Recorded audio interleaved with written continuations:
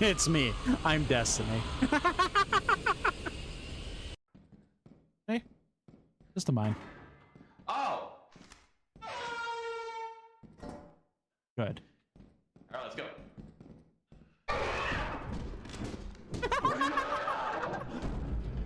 I see.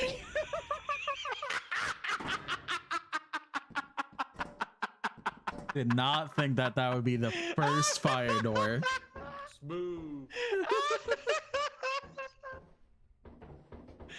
Anyone's around. Okay. I know I said.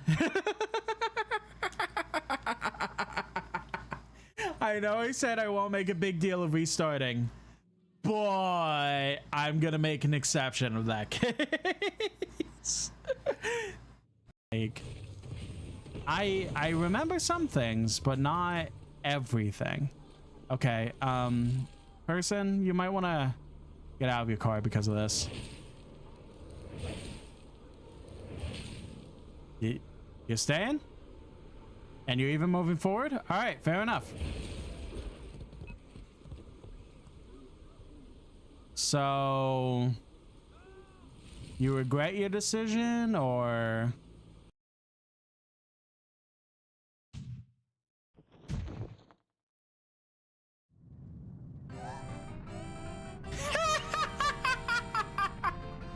This is the tower escape music.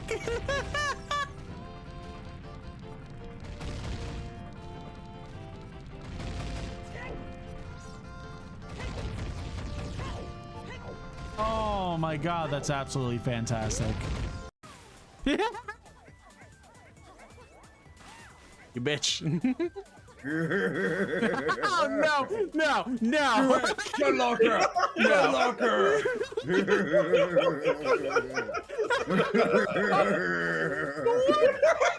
Okay.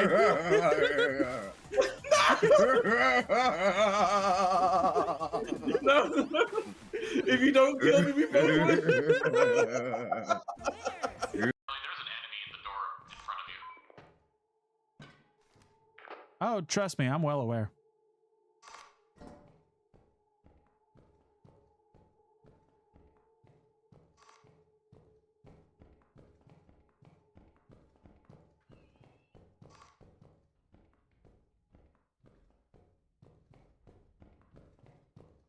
Five Nights at Freddy's.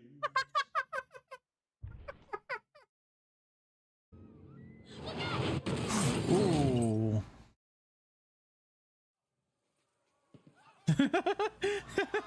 with all due respect, Okage, Daddy? Hey. you said, "How's everyone doing?" Probably the worst time.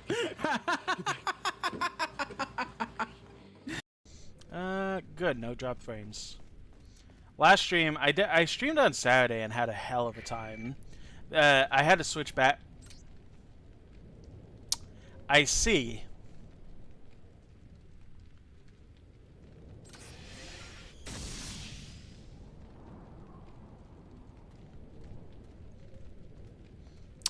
And that's all we're gonna say about it. Was it? Oh my god. Welp. First death. Hello, sir. Don't mind the fact that somebody just died behind you. Just take some fuel and get out of here.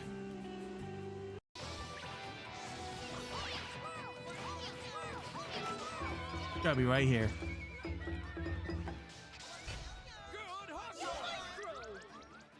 Yeah. You're not beating the allegations, Charlie. I'm built different. Control it now! Maybe you're just built worse. I mean, that's different.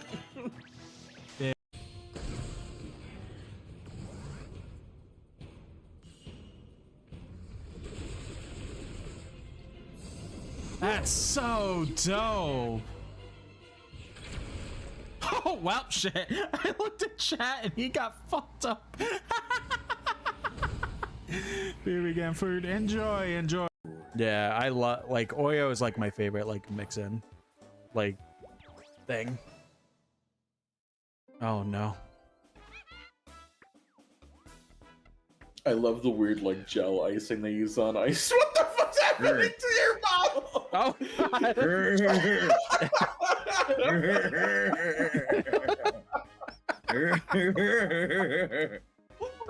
we go. No, what the heck? We're good. I have just moved left and right this entire match. And right. Going up and down. And left. And right. So, this is like the one good thing that's like really bad for me because oh god, Oh no, I can't go left, right. we got pushed. And right. And So, left. by the way, Psychic, yeah, And left. Fenric won. Right at the end. Yeah. Right at the end of Jeopardy. Are we drawing a little crab?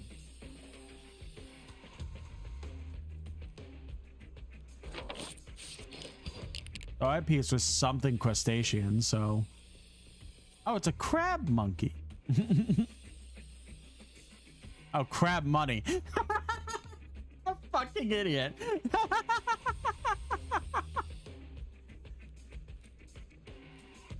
All right, if I get to cool, I'm gonna be very, very sad. Don't fight for the coup then. A funny It's a bad moment fight. I need a win. All Yeah, I got the coom. of you. Ooh. I'll lather it all over me. Oh. I'm sure it'll make you glow in the dark. A glowing. Oh, that counts. Okay. Yeah, I did it. When you figure out the mechanics, you can beat the boss. Who would have guessed? Awesome. Okay. Can you speak up a little bit? I can't hear you over the badass music. Really short notice and annoying, but I don't know. But again, it's more likely that the DAOs just did this themselves. I gotta focus again. I'm getting there at least. Like, I'm making the progress. I just gotta beat it. Bad example. Another bad example. Okay, third bad example. Come on. Babe, I'm breaking up with you. It's not you, you were Puggers. It's me, I'm Amiga Lol. I'm sorry if this is Pep Hands, but it has to be done. I've just been feeling Pepega and our relationship has been weird champ for months. It's time to end it, no Kappa. Ripple, no, you can't do this to me. Not like this.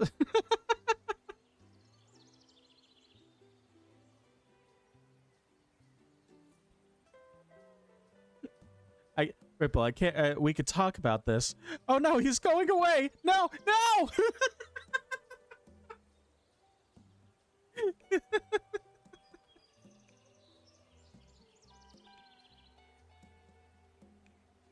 He's back to where he's supposed to be. This is definitely going to be bad, but like, I already had the charge, so why not?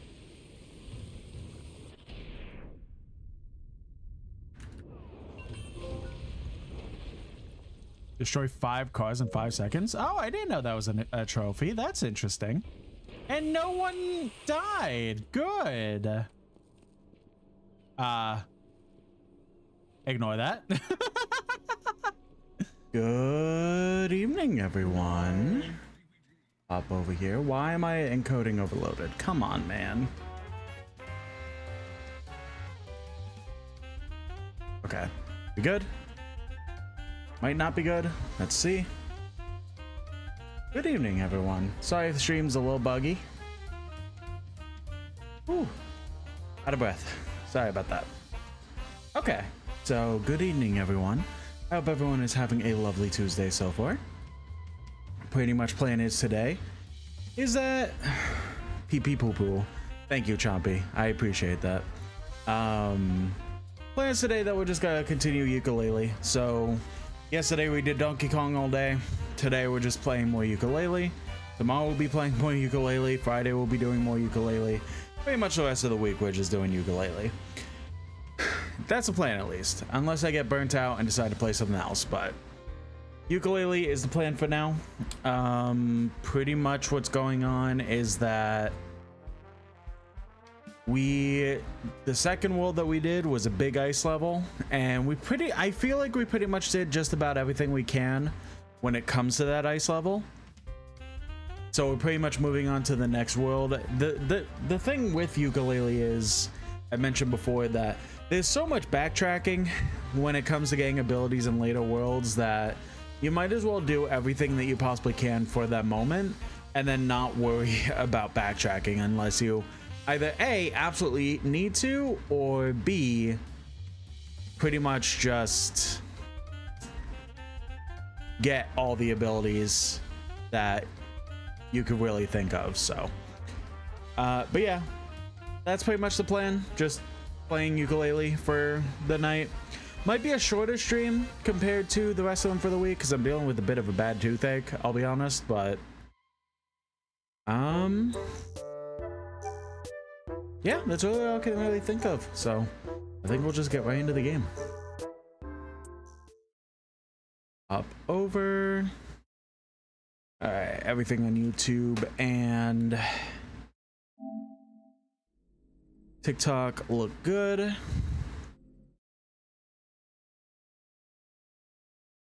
So I did get, ooh, Maximus, good job on getting first. Congrats on that. So I did get, I mentioned a couple times while playing ukulele, the fact that I've been trying to get TikTok Live working and all that fun stuff and having a hell of a time with that. So finally,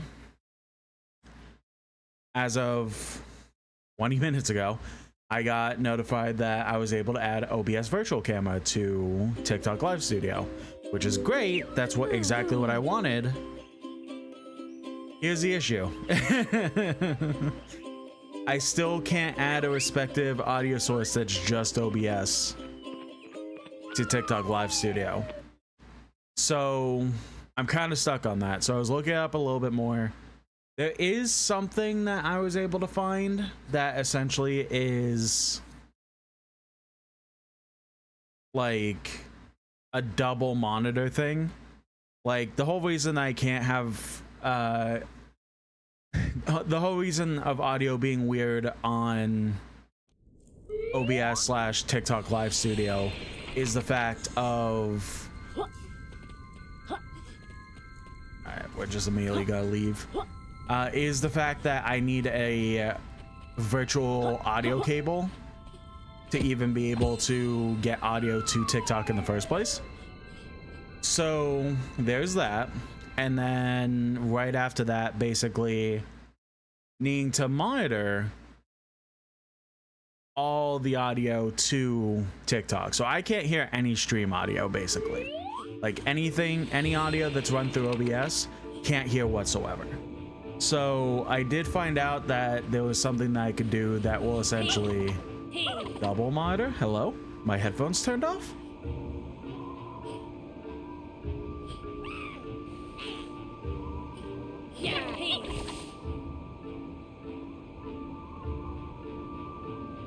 So basically I'll be working with that after stream and see if I could get that working, and then in theory have all my stream audio back while also still being able to stream from my PC to TikTok. Alright, so like I said, we pretty much did just about everything we could in the second world that I can think of. So I think it's time that we just go ahead and go to the next world.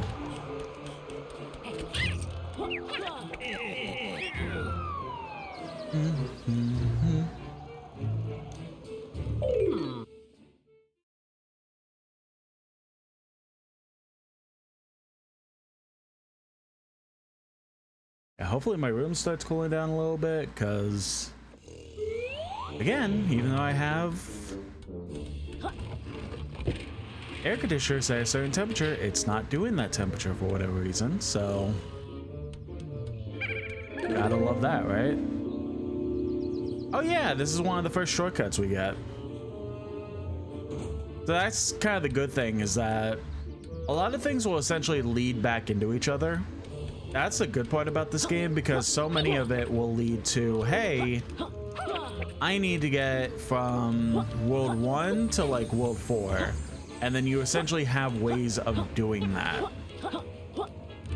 via like shortcuts and stuff like that. So we at the very least have that shortcut. It's just that can't really utilize it at the moment, but it's good that we have it.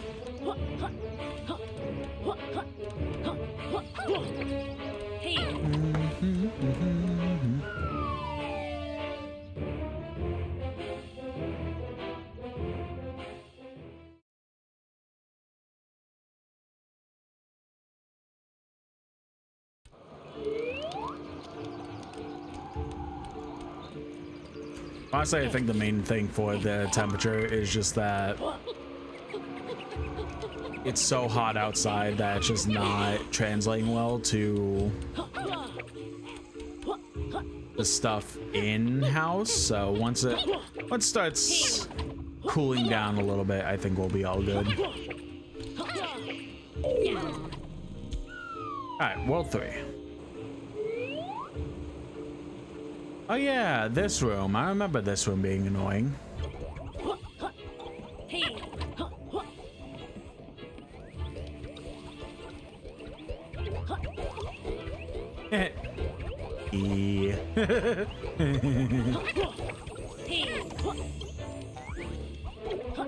That's the main reason I remember it being annoying. Over here. Hey, Trouser. What are you doing slumped in this shady corner? I've got another free maneuver for you, but this one needs to stay off the books, pal. This next move was taught to me by a wise grandmaster. Wow, that sounds impressive. What is it? With this ancient buddy bubble technique, you can wield the powers of the ocean and walk underwater. Finally, something useful. How do we master these powers, Worm Boy? First, take a deep breath.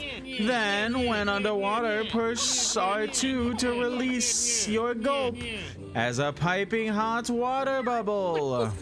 Ugh.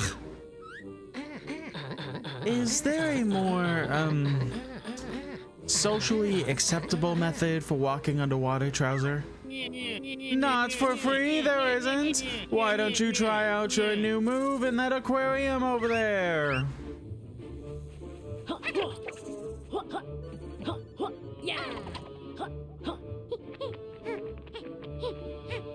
I love how it's just a random arrow that's just pointing to Trouser, like, hey, if you don't know, somebody's right here.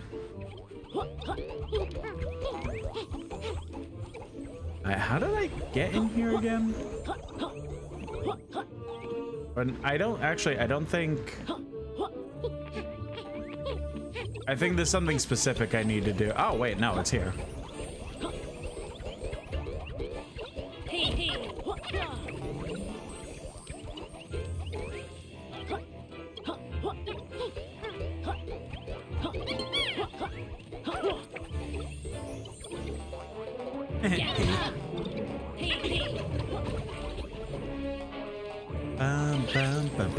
How about left? Nope. Okay. How about right? Yippee!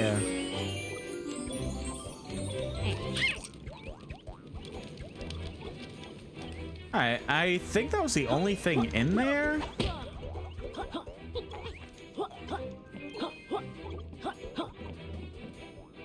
There's nothing on the other side, and yeah, that's all that was in there, so that's good.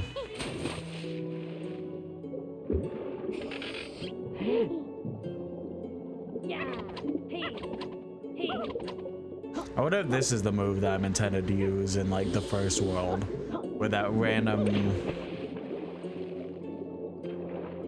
underwater switches.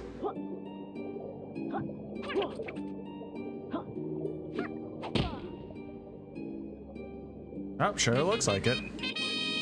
Meh, meh, meh, meh, meh, meh.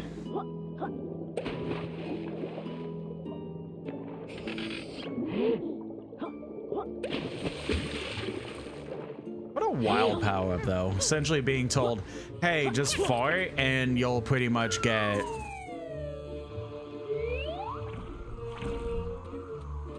a bubble around you that'll let you breathe underwater and walk underwater and stuff.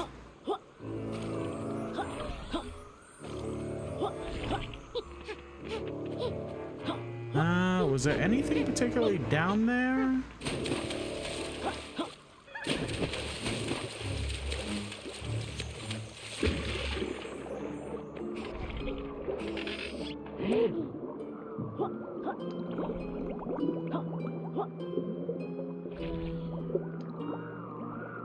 Whoa, okay. Being underwater is a little bit trippy for me.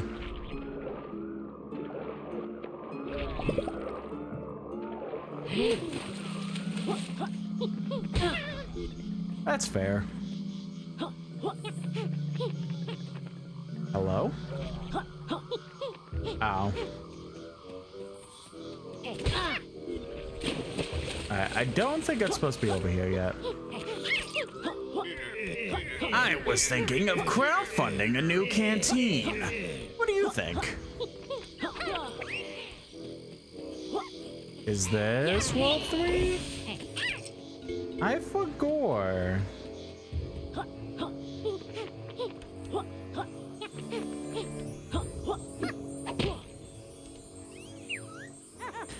Stay back, you ugly, evil corpulent minions! You'll never take me alive! Kung Fu Kick! Freedom! Oh dear. At least he didn't develop Stockholm Syndrome.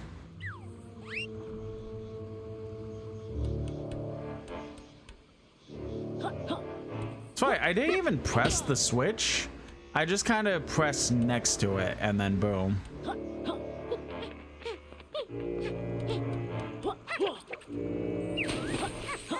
Back off! I know origami! You've not heard the last from Crazy Kirko! Wow, that's funny.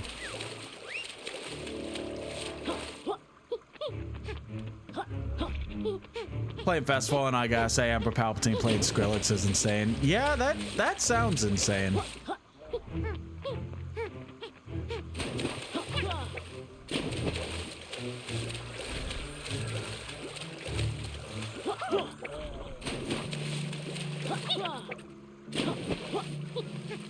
Alright, so what's over here?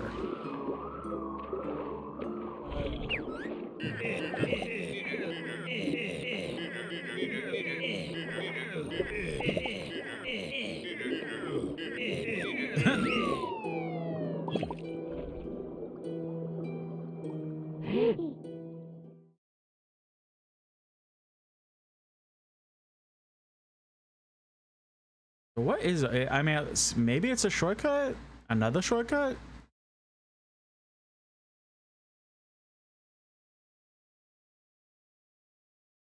Because it had an arrow pointing towards... Oh, yeah, that's totally it.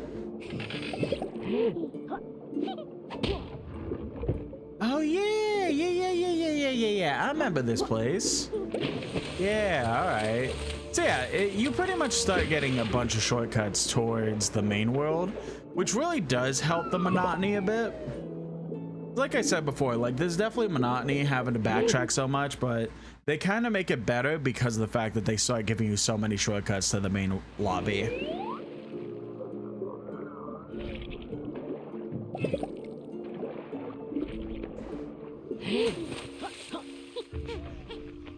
Alright, so this over here is definitely the Third world then. I just need to get back up there.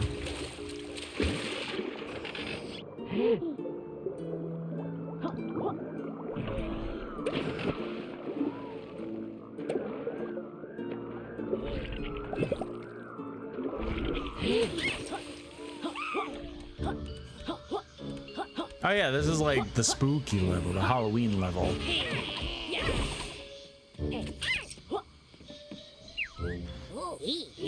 You'll need 7 of those pages to unlock this world. Do you want to unlock Moody Maze Marsh? Yeah. Yeah.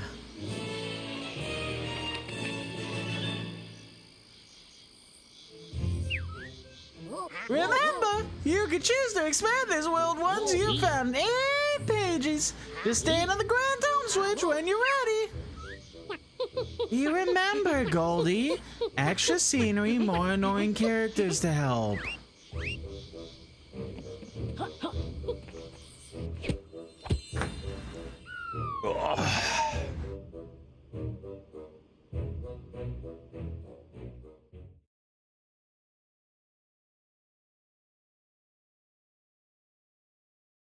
Time to stretch. Everyone remember to stretch.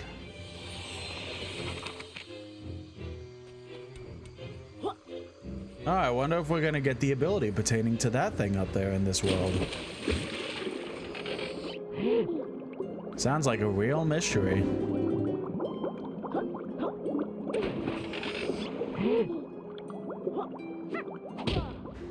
Oh yeah, we can't even get blown away or anything. So yeah, we'll definitely be able to get that switch in the first world.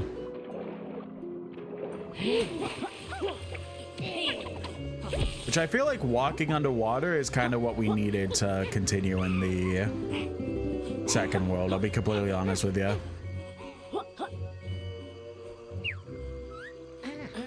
Hey there, Mr. and Mrs. Pumpkin. We're on the hunt for pages. Have you seen any? Hello, lizard. Piece of paper get caught in trap over there. Trap activated by sound of splashing. So lizard keep feet dry.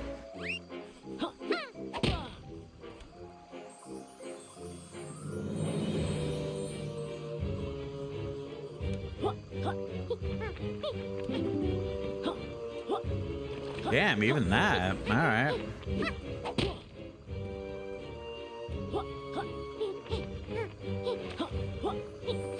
Oh, but that didn't count somehow. Okay, sure. Oh, Trez already. I feel like we're gonna need... actually, we might be good on quills.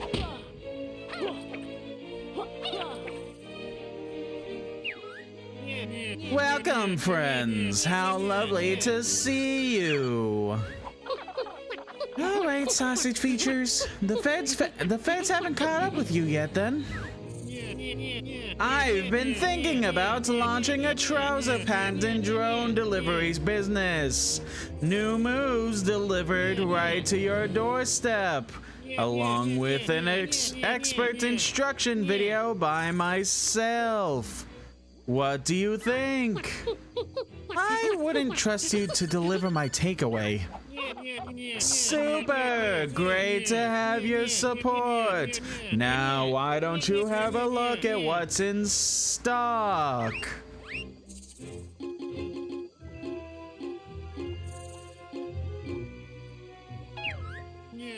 Top choice. Are you sure this is the move you're after?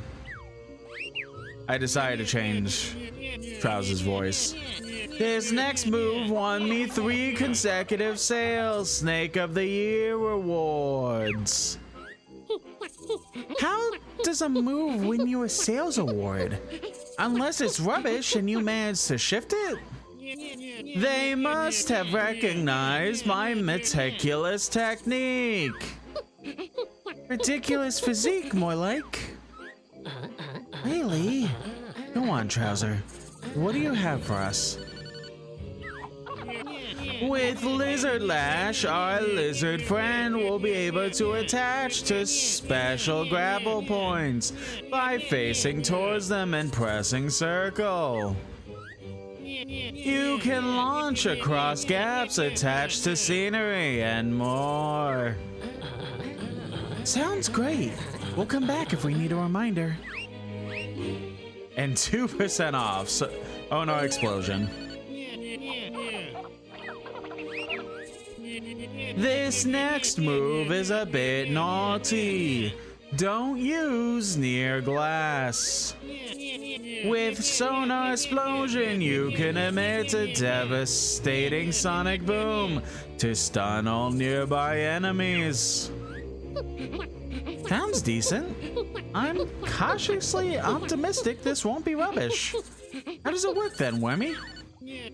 To use Sonar Explosion, simply hold L2 and press triangle. You might want to purchase some migraine tablets too. This move's a real headbanger. Leaving already? Come back soon. I've got an important call coming up. Oh, Jesus. Okay. It was that violent.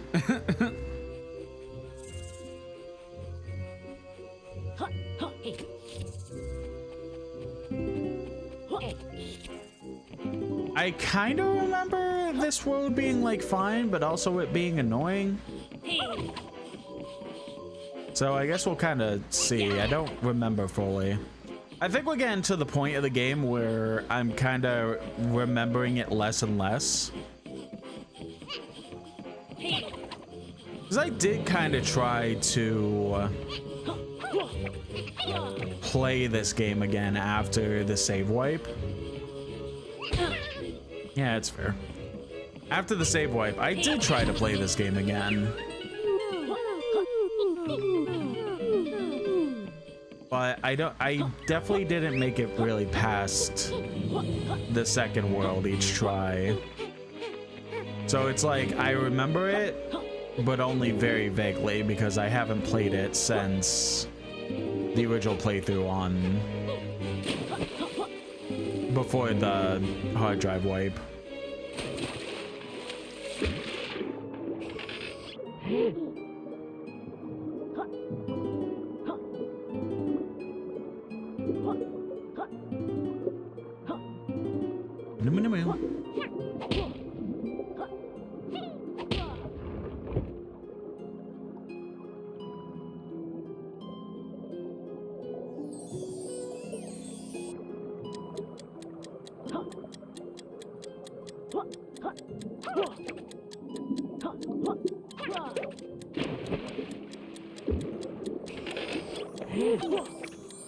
Come on, come on.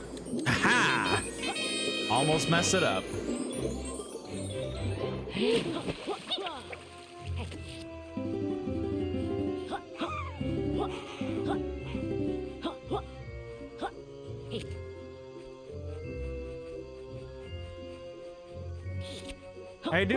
I think I remember a little bit more of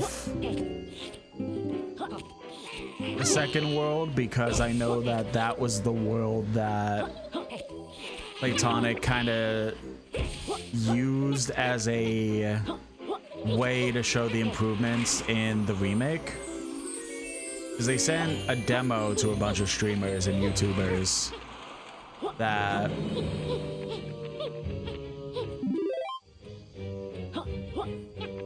was to show, like, again, like the improvements in the remake and stuff like that. And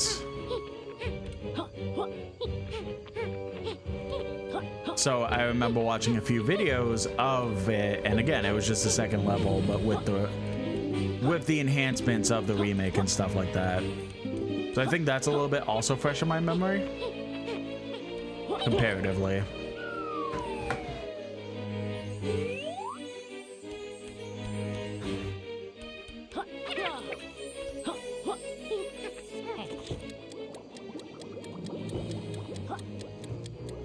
Ah.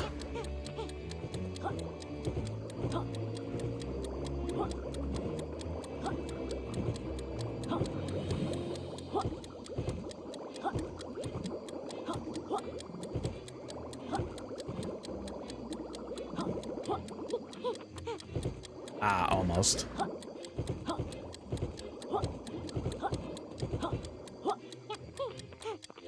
Oh no, I'm doing it right. Okay. I had to like relook at it. I was like, uh-huh. Nope, nope, shit.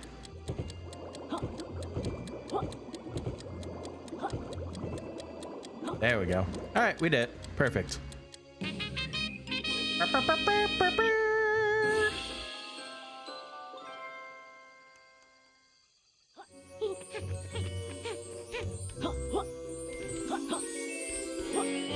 I mean, hey, we're doing pretty good, all right, Eddie. Do do do do do do.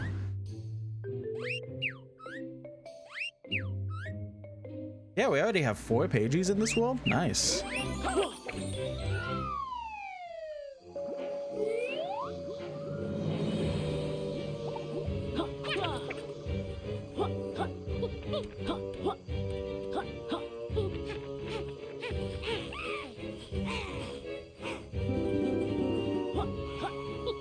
Oh, right. This part was annoying. There's definitely spots that are just like, man, you are really a pain when it comes to like getting all the quills and stuff like that.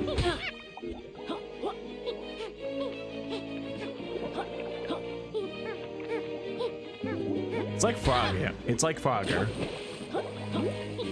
Like OG Frogger, where you're trying to get across the road.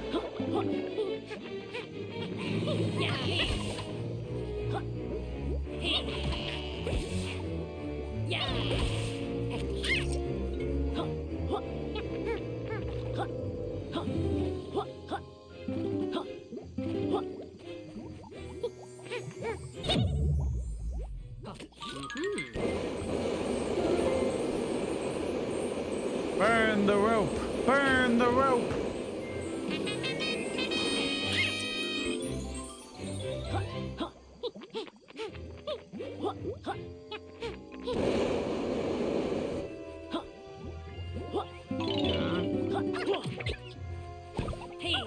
Hell is that?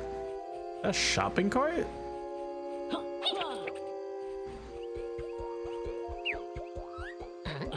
Hey there. Is everything in order? It's a bit whiffy around here. The name's Jolly. I'm in charge of keeping the water here clean and fresh. How do you still have a job? Well, nobody's noticed the machinery messed up while I was holidaying in Capital Casino. What a weekend that was, by the way. Yeah, get to the bit where we help you.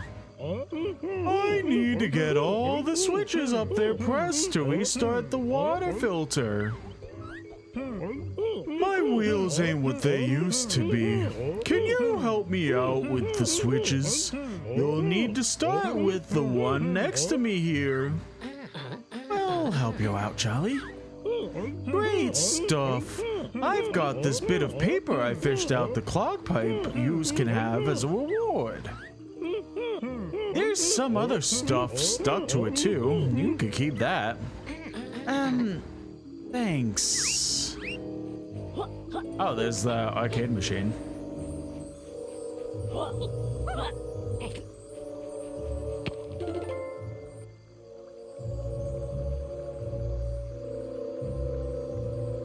Now, is this a time thing or like...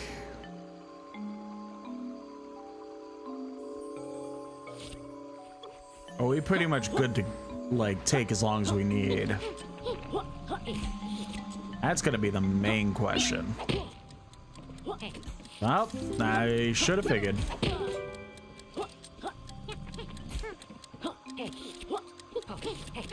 Hello? Hello? Okay, sure, whatever. So we messed that up because the tongue is not doing what it's supposed to do.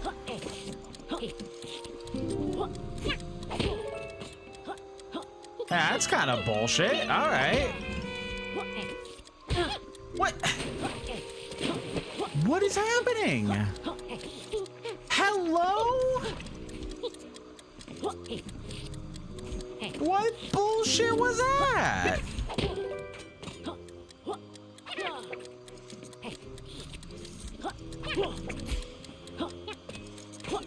Oh my god, this is annoying.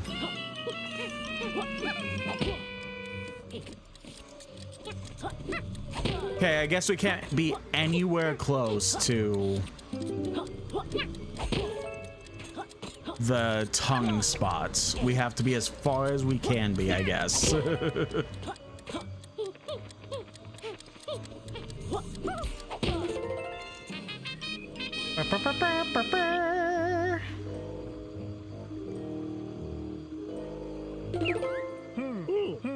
water, it's clean again. Thanks a dozen, fellas. As promised, here's the bit of paper from the clog pipe. You might want to use gloves to handle it.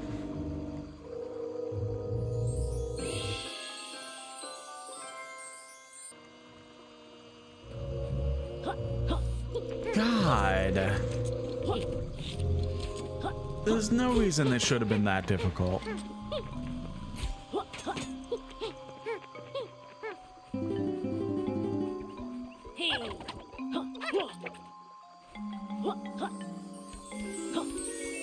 Well, since we're here,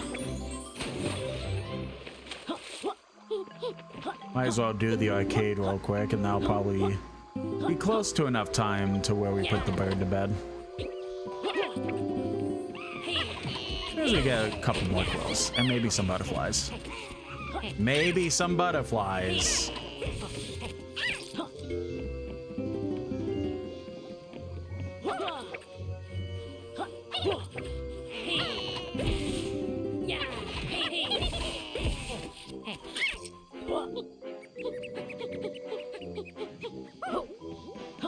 Alright, don't go in the water, because this water is still dirty.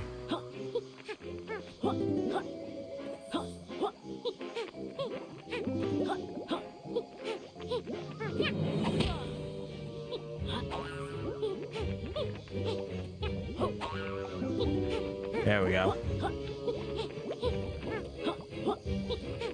Alright, let's see what this specific arcade machine is.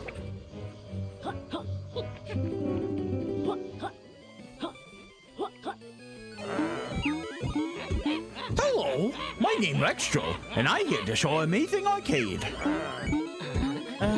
Hi Rextro, it's us. Yuka and Lily, remember? If you bring Playcoin, you can try latest arcade game.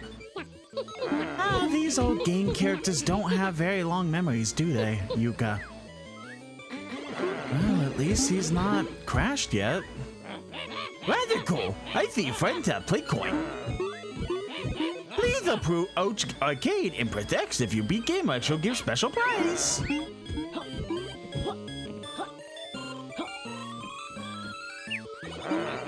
Your friends want to play fun arcade game? Sure, whatever.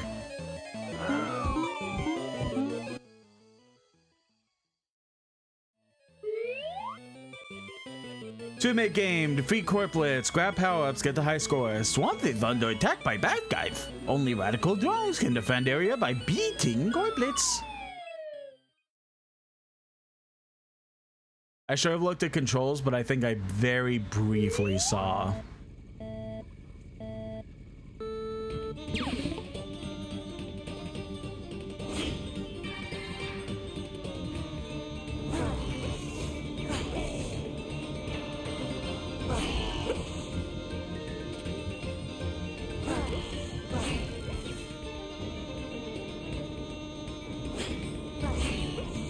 I just love the very, very subtle but obvious bzzz.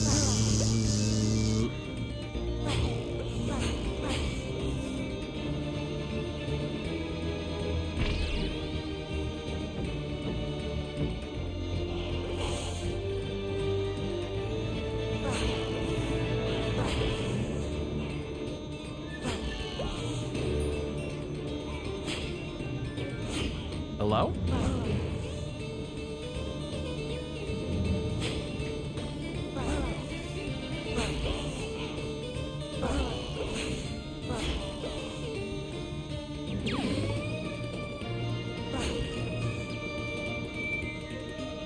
wonder if this is gonna be another case of I actually beat the high score on the first try. You know, I kind of remember the arcade games being worse than this. Honestly.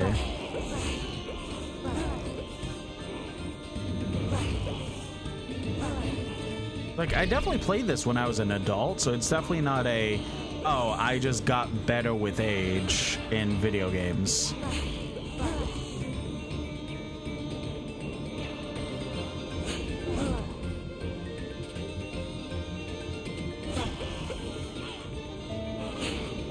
Like, I remember really hating the racing one. That was the first one.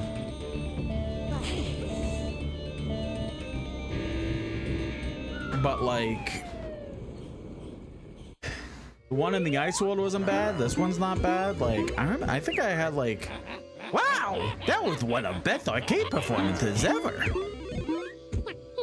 How do you know? You can't remember what you had for breakfast. Retro, okay now. Memory coming back. Retro had to delete the blocks. Feel free to try game again. This time if friends be high score, Rex will give another prize. You friends want to play again? Sure. Yeah, I feel like I definitely had like a worse memory of the arcade games than what they actually were.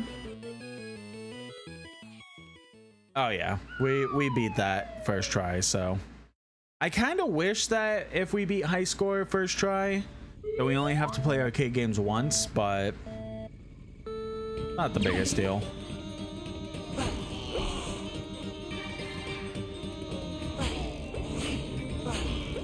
Like, oh no, we have to play 4 minutes of a minigame instead of playing it one and done. And even like the arcade games that are just available in the lobby weren't even that bad. So I don't know, I think I just like remembered having such a bad time with the racing one, which even that, like even the first time I did it in this playthrough, I still had issues with it. So I think that one just gave me a big disdain comparatively to the rest of the arcade games. I mean, maybe there's one that I'm just not remembering that is more hell on earth, but I don't know. So far, they haven't really been that bad.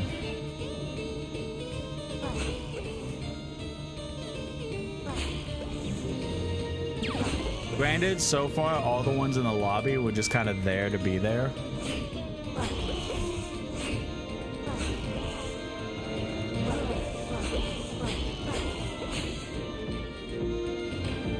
Hello? Game?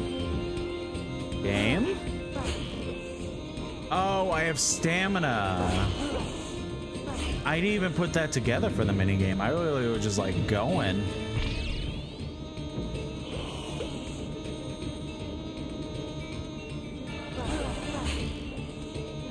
But it's fine. We beat the minigame. So unless we somehow, out of nowhere, lose all of our butterflies in the next 14 seconds, we're good.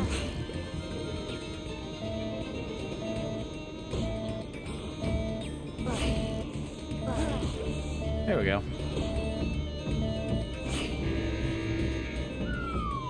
All right, easy peasy.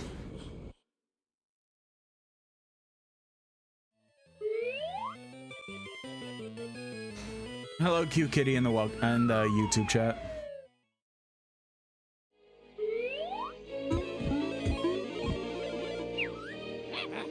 Whoa! Friends be high score! That record was standing as long as Raxtro remembers. Not long then.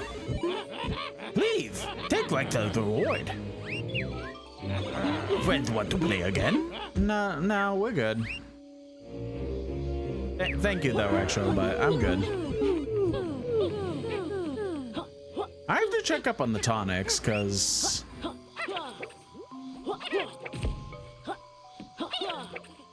I've gotten like 5 or 6 of them since the first world, and I just haven't really looked at it.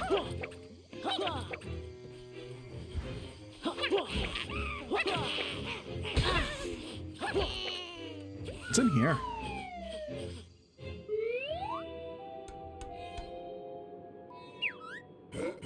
Hey up! Who's this fella interrupting me, brew? Don't mind us. We're just here to pick up the Pagey. We'll be on our way shortly. Hold up. Are you saying I've just missed the start of my soaps because you pair are trying to lift my favorite tea cozy? No harm done. You can always get it on catch up later. And have it spoiled on social media? Cool, now you've done it, lad. I'm gonna have to squash you, ain't I? Upset Kraken.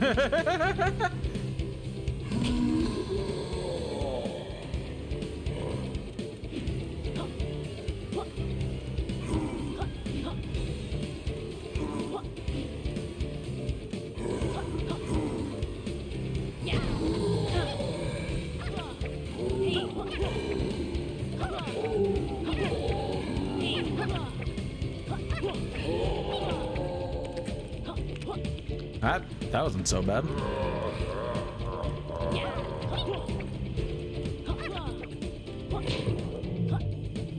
Yeah, the shockwave thing is really what I need to be focusing on. Thanks for throwing stuff at me, Chompy.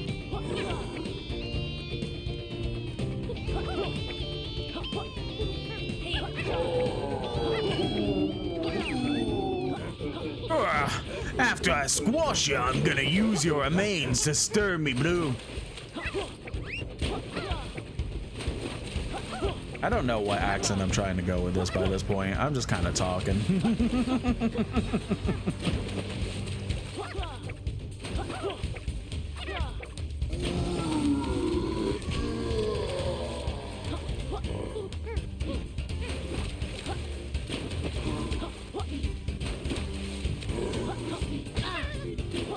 Oh, I just realized that does 2 butterflies of damage. That's not great.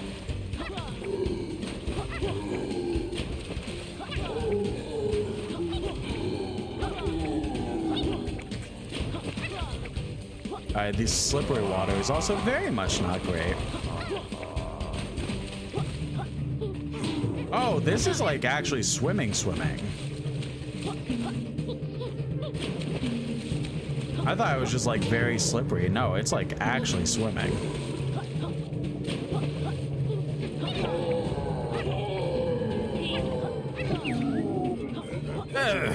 Like to play sucky eye, do ya?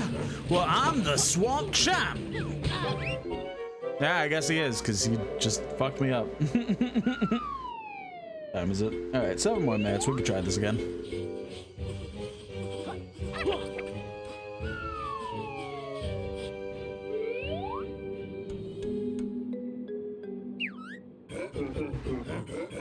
Oh yeah, back for more, are ya?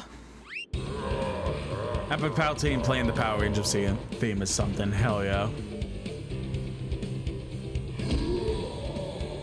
Go Power Rangers. Dang.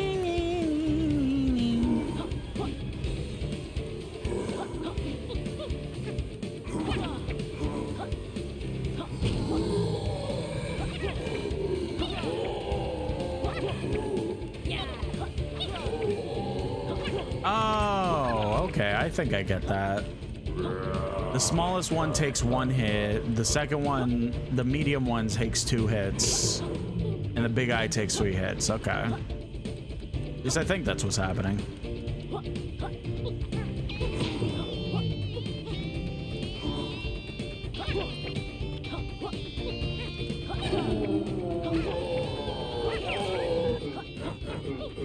After I squash you, I'm gonna use your remains to stir me blue.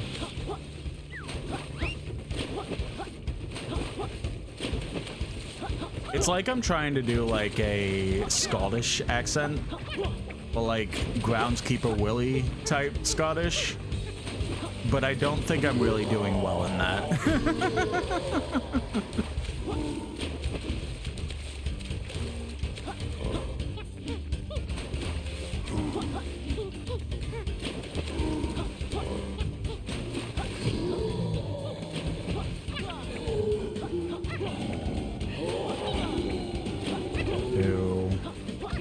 Yep, alright, I was exactly right on that.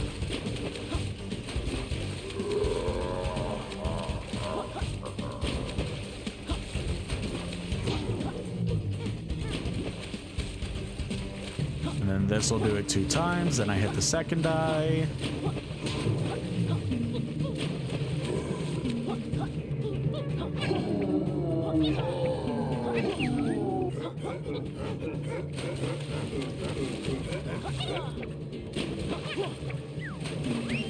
Get away, gross, gross, gross, gross, gross.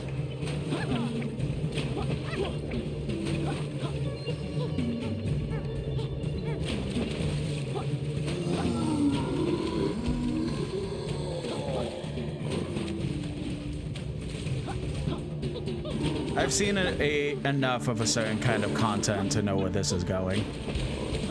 So I best not lose again.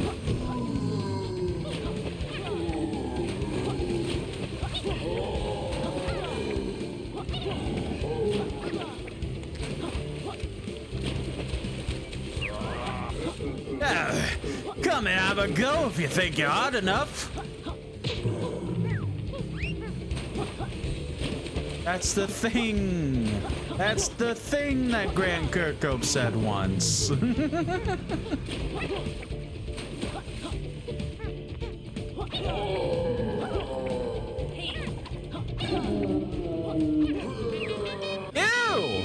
Living heck! You've given me a right seeing too. With that many eyes, you'd have thought he'd have seen that coming. Oh. Go on then. Take the tea cozy. It's to doghouse for me when the missus gets home.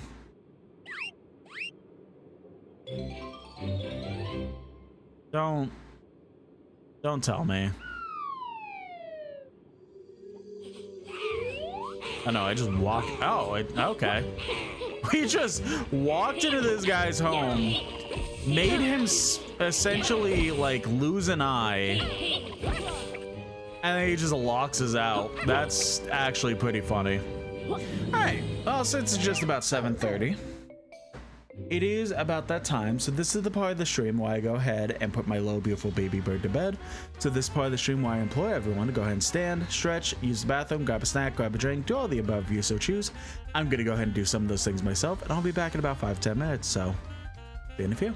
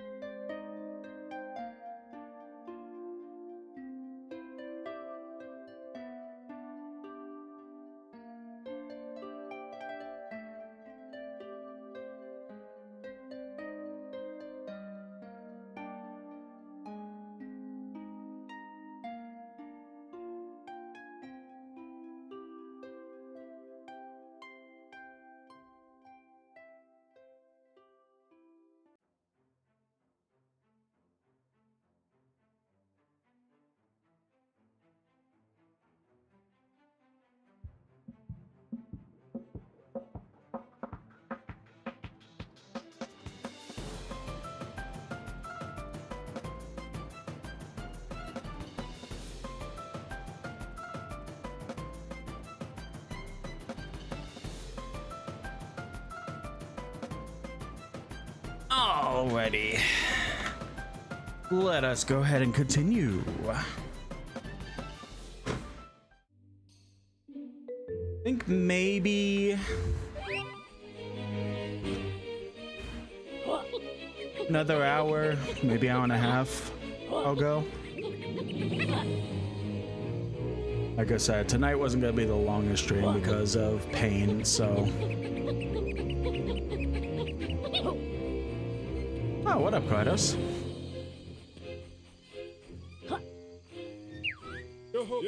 Ah, look here! The mining heroes are back for some of old Kratos' dated Minecraft adventures. I almost said Minecraft. You sure these ain't too old-fashioned for you, you fancy modern heroes? Heh. He's right. They are too old-fashioned. Let's go, Yuka. No, wait! Only joking, friends. Please ride with me. It gets very lonely out here. Haley's only joking, Cardos. Let's go for a ride. Hey, if it's the picture y'all be after, you'll be needing to collect 125 of them gems this time. Let's go! Do you need to know the controls, critters? No. Ah, this ain't your first rodeo. Y'all jump inside and let's go for a ride.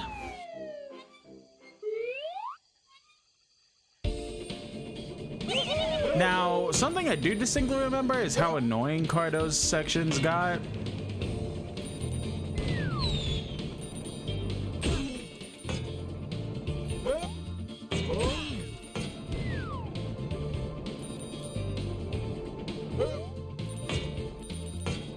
Especially, wow, this is really confusing to try and go down.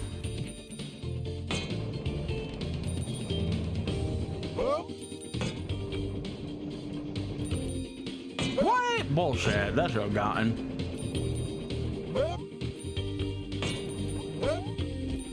If it sounds like my mouth is full, I apologize. I decided to grab a mint.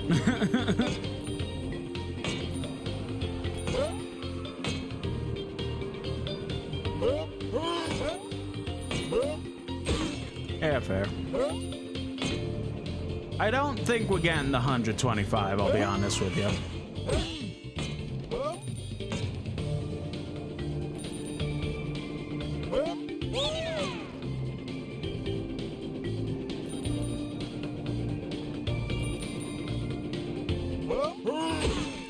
Oh, bullshit.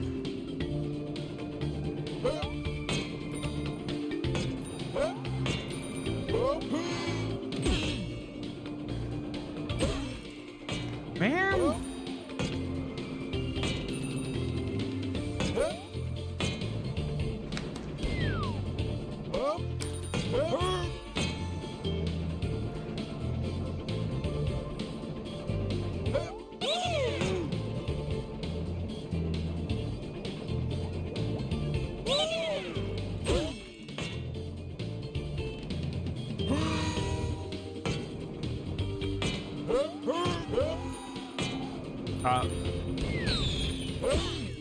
I didn't mean to go towards the end, but shucks, you didn't wrestling up them gems for them, Pagey. Do y'all want to try again? Yeah. Alright, let's go!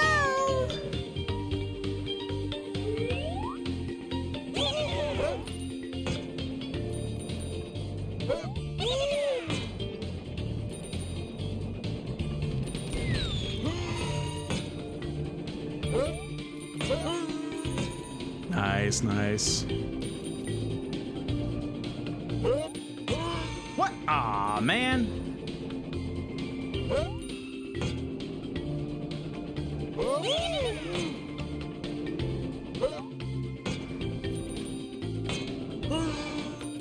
There we go.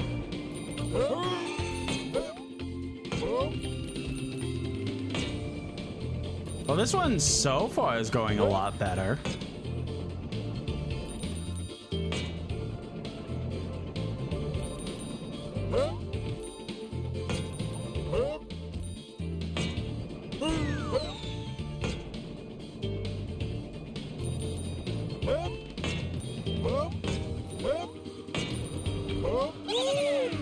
Oh shit! Didn't realize I could knock myself off the track. What the dickens is that, fellas? We didn't even make it to the end. What say we try again, though? Here let's go. Fucking bullshit. But I really shouldn't have opened my mouth, because every time I'm like, hey, you know, this isn't going so bad. Guess what happens?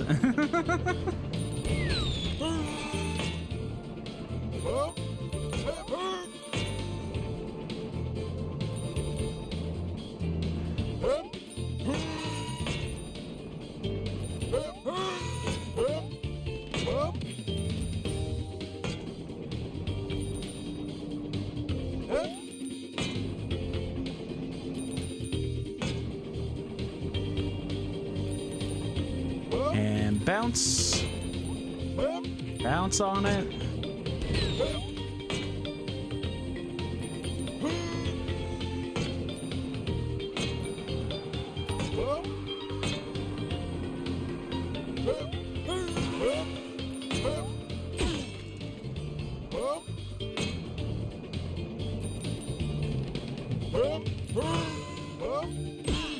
That's fine, that's fine.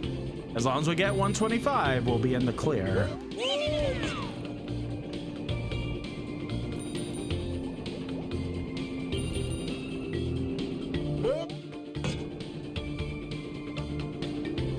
So let's do the top layer. That's fine. Oh, thank you, invincibility frames.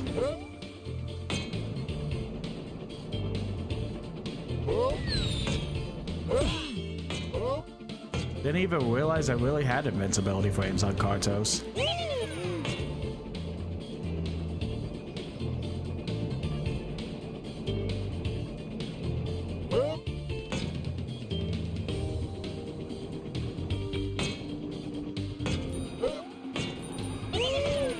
Oh shit, I didn't even mean to do that, but alright, sure, we're going this way.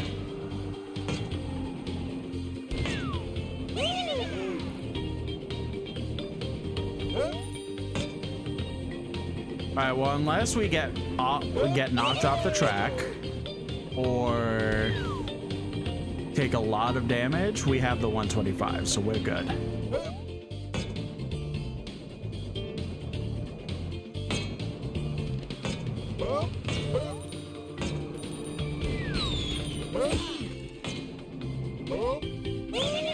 Perfect. Yeah! Nice one, partners!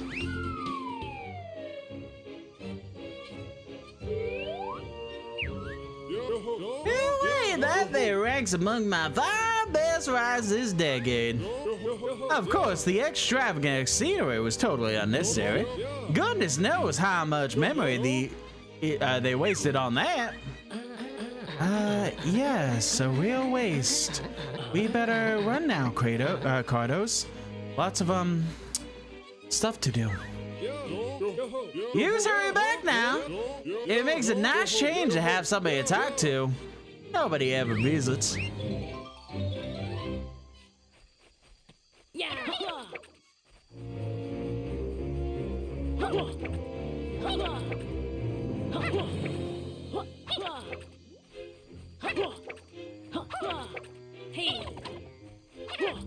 I love how, like, in the span of, yeah, the first world, Kartos is very chill and stuff like that. Second world, also very chill.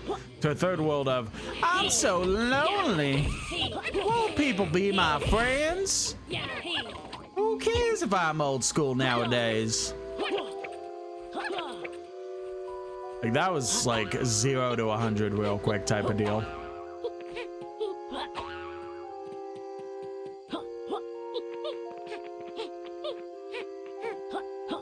There's the scientist lady, but we don't have the plutonium thing or whatever it's called.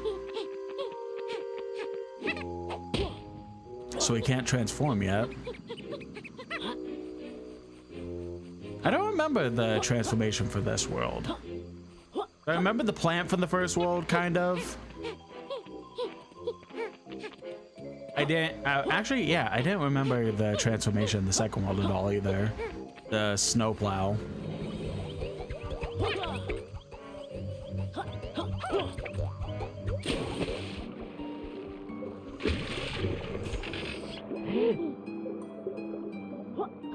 I definitely don't remember the transformation here.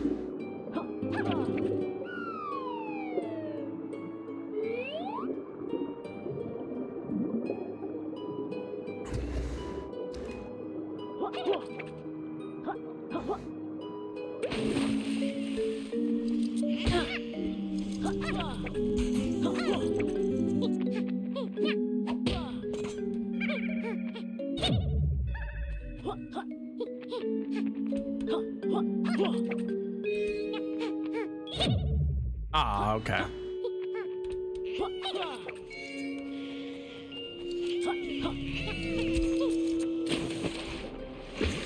Oh boy.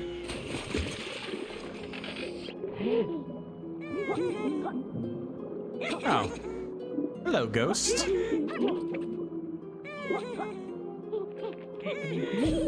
There we go.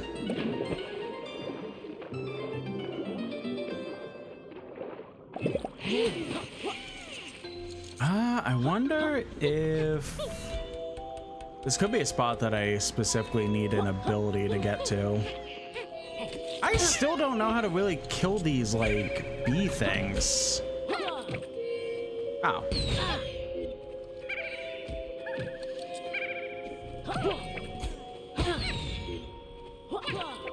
Well, make me seem like a full game.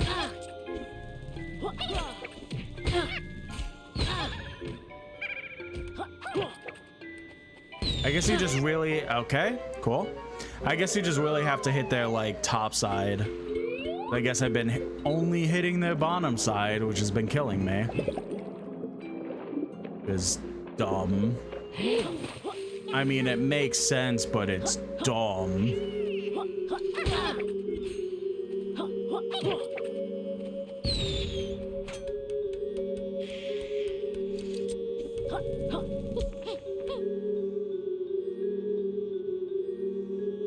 It'd be nice for him to come over here and maybe blow this up, but I'm pretty sure because there's a ramp, I think I need a specific ability that once again...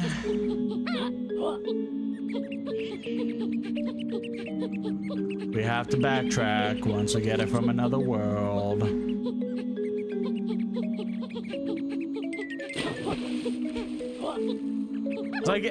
It's like you could just easily tell by this point. It's like, oh wait, no.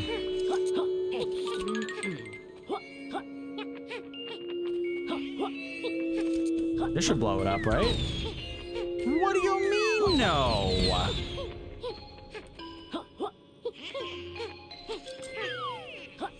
So I was right. Yeah, it's getting to the point where it's so easy to tell, like, all right, well, we'll be back, I guess.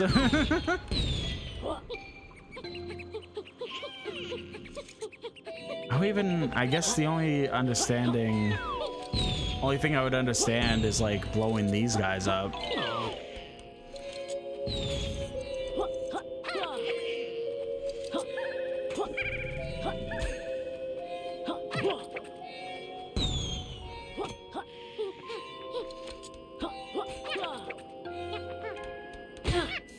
Sure.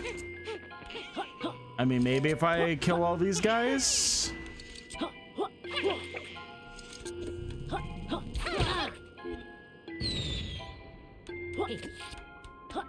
The answer is no. Cool. So yeah, we'll have to come back here, I guess.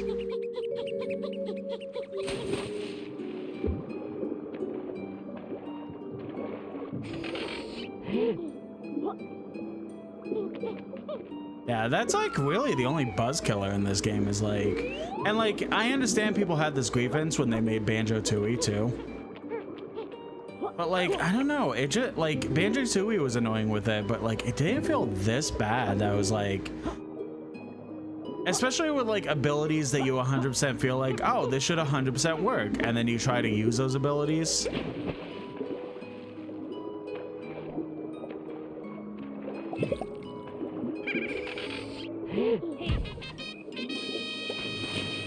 And they just don't.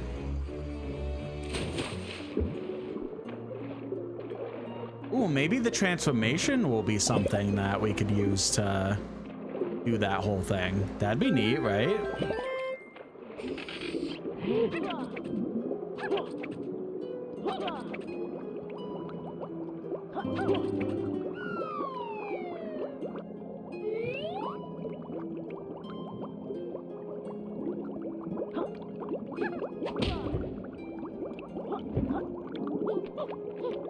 Oh, we have to slam it and then basically get out of the bubble.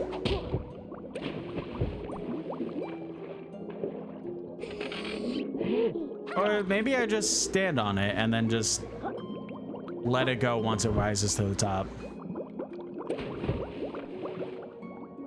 Yep. Perfect.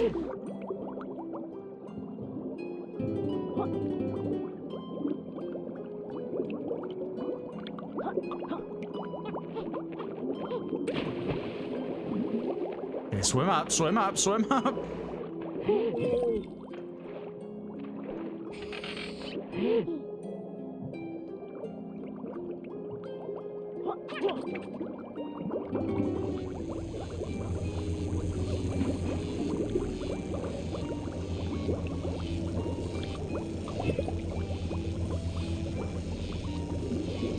Oh, bad, bad, bad.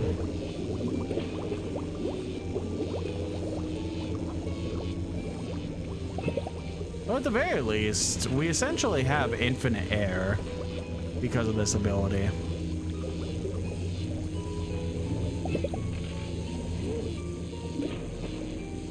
So we start getting low, then we just get in the bubble real quick and then leave it.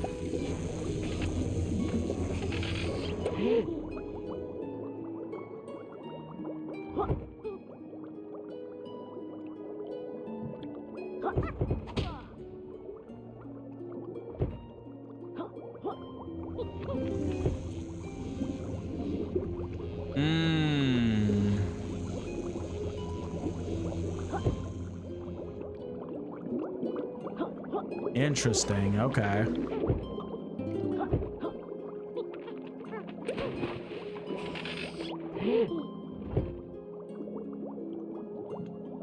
Gotcha, gotcha. So why don't we move that one? And stop. 1 second.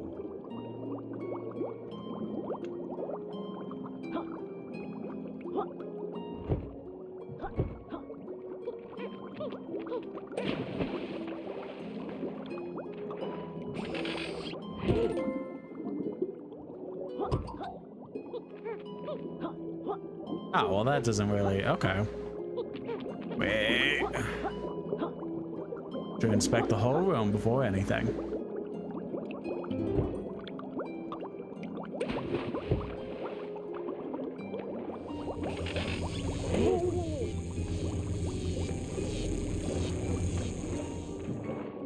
Oh, bullshit.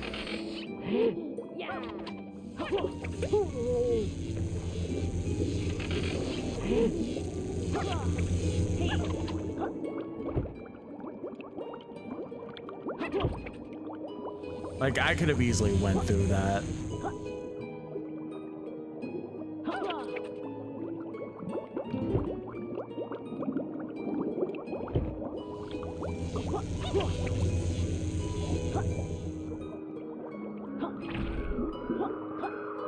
And pop. Okay, that could have been worse. Could have been better, but could have been worse.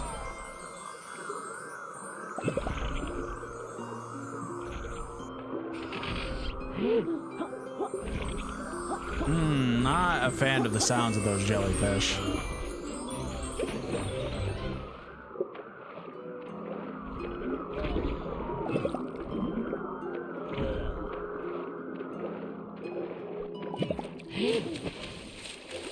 Anything up here?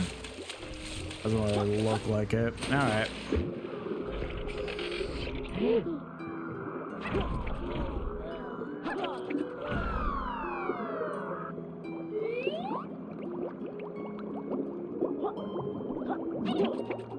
right. I'm getting jammed by thorns down here. That's not really his voice, but I can only shout at the moment. My throat's starting to hurt. Well, now that I'm seeing it, anything with the transformation is probably going to be getting through thorny spikes. Called a hunch.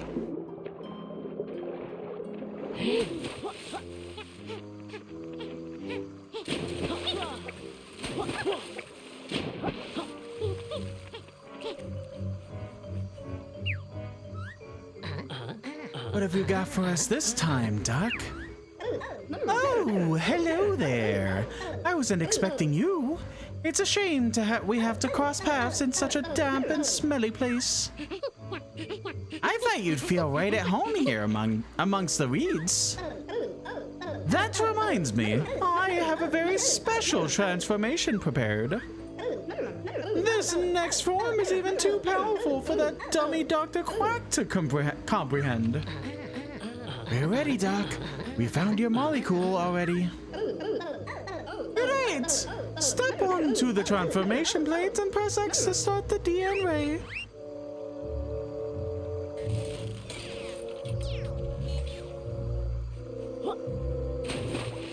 I wonder if it has anything to do with fish. Are you ready to transform? Yes.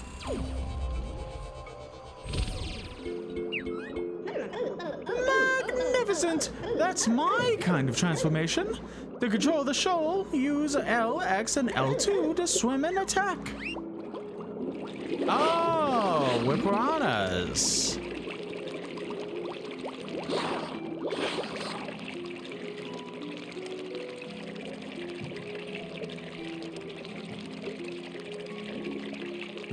Where's... Can I eat the thorns? Okay, swim past the thorns? That's what it is. Alright, there was another entrance that had thorns in front of it.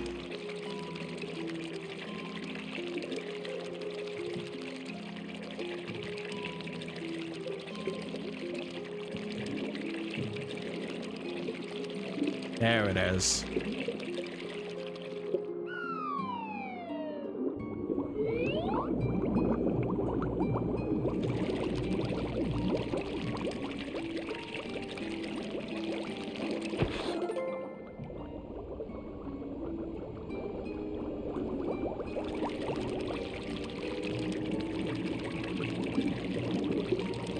Do I get blown away by trying to go this direction, or... I guess not. That sounded bad, though.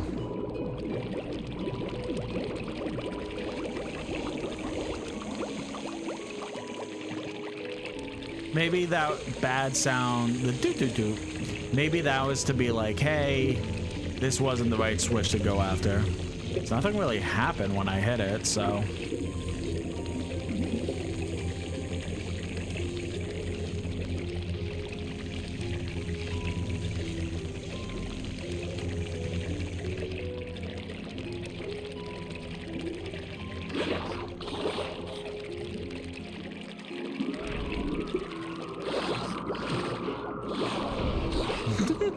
Oh my god.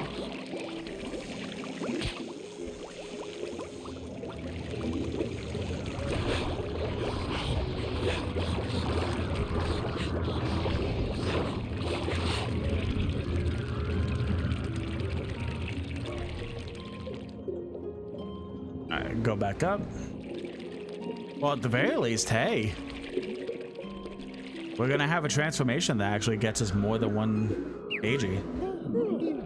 Trolley down, I need saving. Hey, you, go and get a Saint Bernard that can hold his breath for a long time, will you?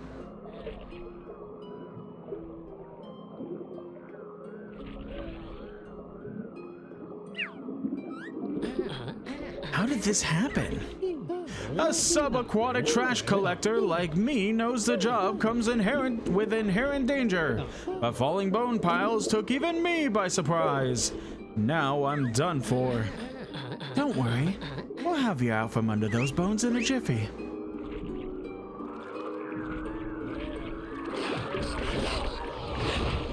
I love how you just like drag them to the center of you, basically.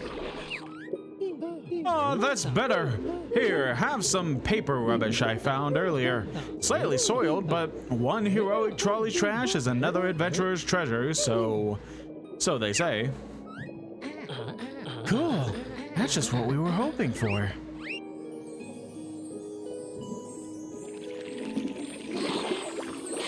Yeah? Thanks again for the pagey. Are you coming back ashore? The bones! They crushed my wheels as well as my spirit. It looks like this is where I'll see out the rest of my days. Unless you two could carry me out of here.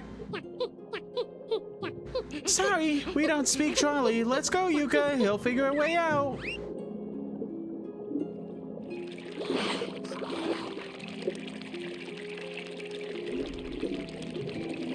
Well, at the very least, I was starting to say, and then I got sidetracked. We actually have a transformation that gets us 2 pages instead of just 1. But those 2 might be the only 2 we get for those, because not too sure there's a way to really get around. Kind of realizing, I think maybe this platform here with the mushrooms on top of it, maybe I should have done that with the piranhas.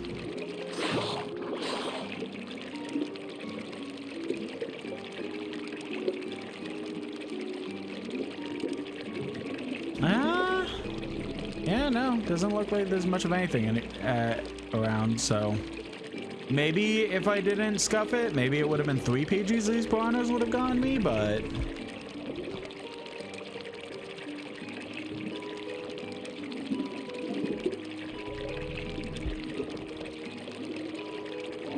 I think we pretty much did everything we can here. Now I just gotta find my way back to the professor to change me back. I wish I could move the camera above water to be able to see where I'm at. But of course that would be too easy.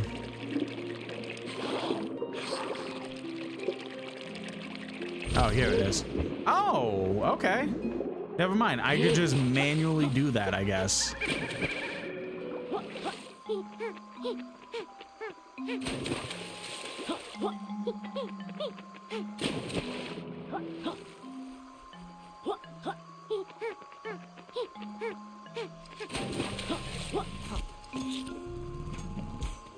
Alright, was there any other things around? Doesn't really look like it.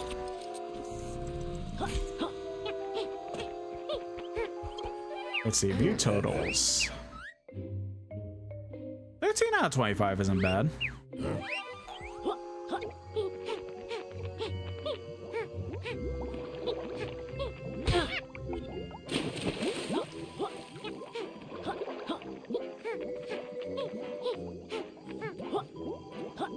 Anything over here? I don't remember. I'm already starting to not remember where I looked and didn't look, so I'm just gonna kind of go around. Oh, I definitely wasn't over here, clearly.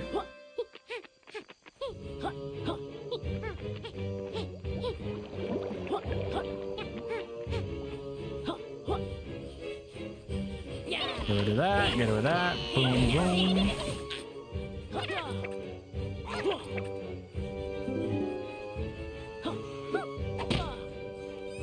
Shortcut?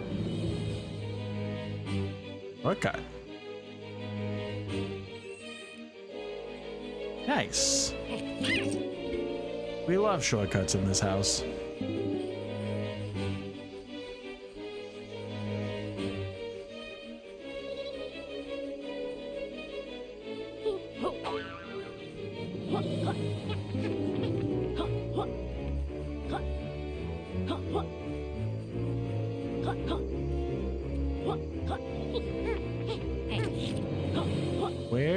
was that giggling coming from?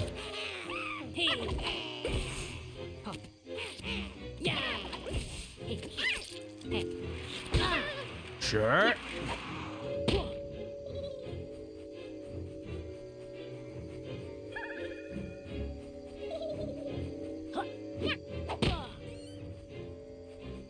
Over here? No, the giggling goes away when I come over here.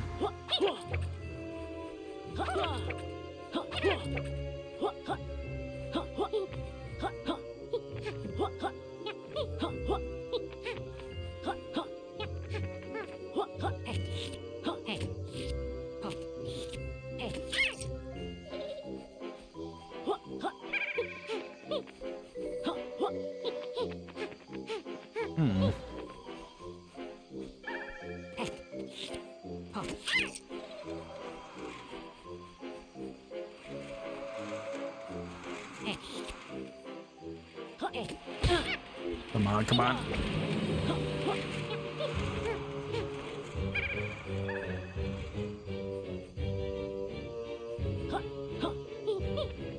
I am confused.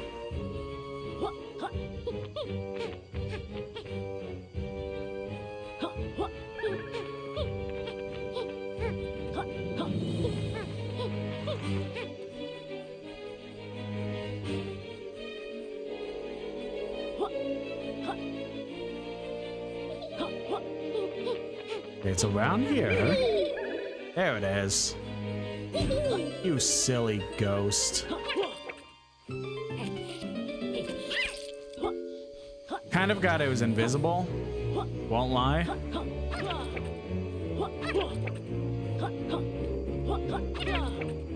So that's where part of my confusion stemmed.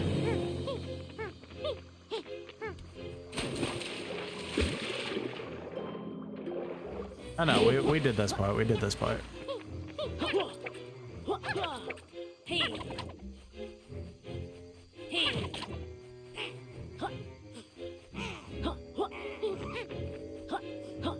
Did I go in here?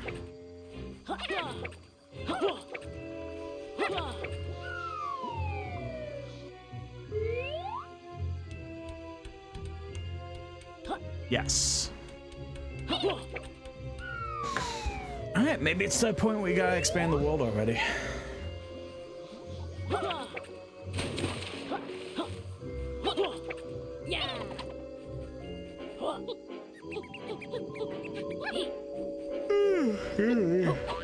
I don't know how much longer I'm gonna be up when I end stream. Which I'm probably gonna do in like 20 minutes. Not good. Not good.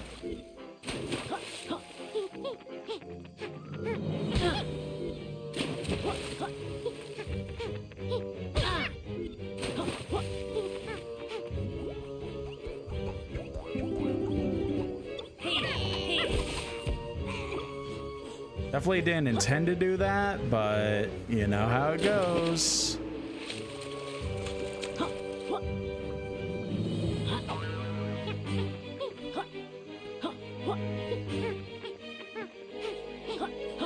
Somewhere over here was a tonic lady. I saw her in the distance.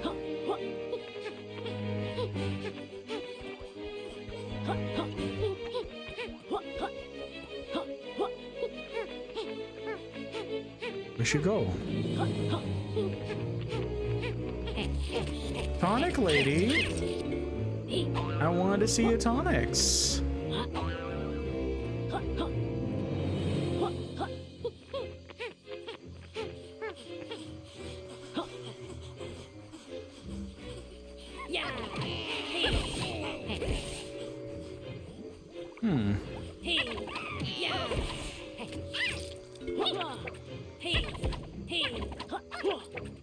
Yeah, we saw you.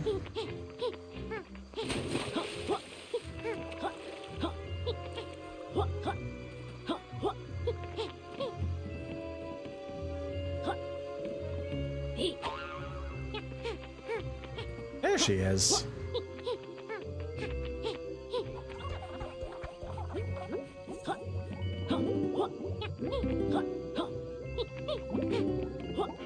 All right, let's talk to you, lady. Hey, kids! Ready to equip a new tonic?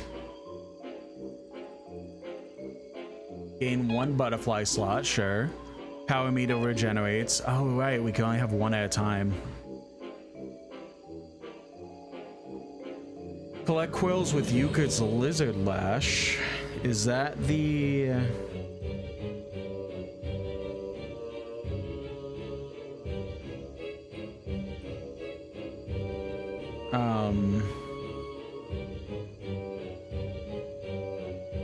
the tongue, maybe?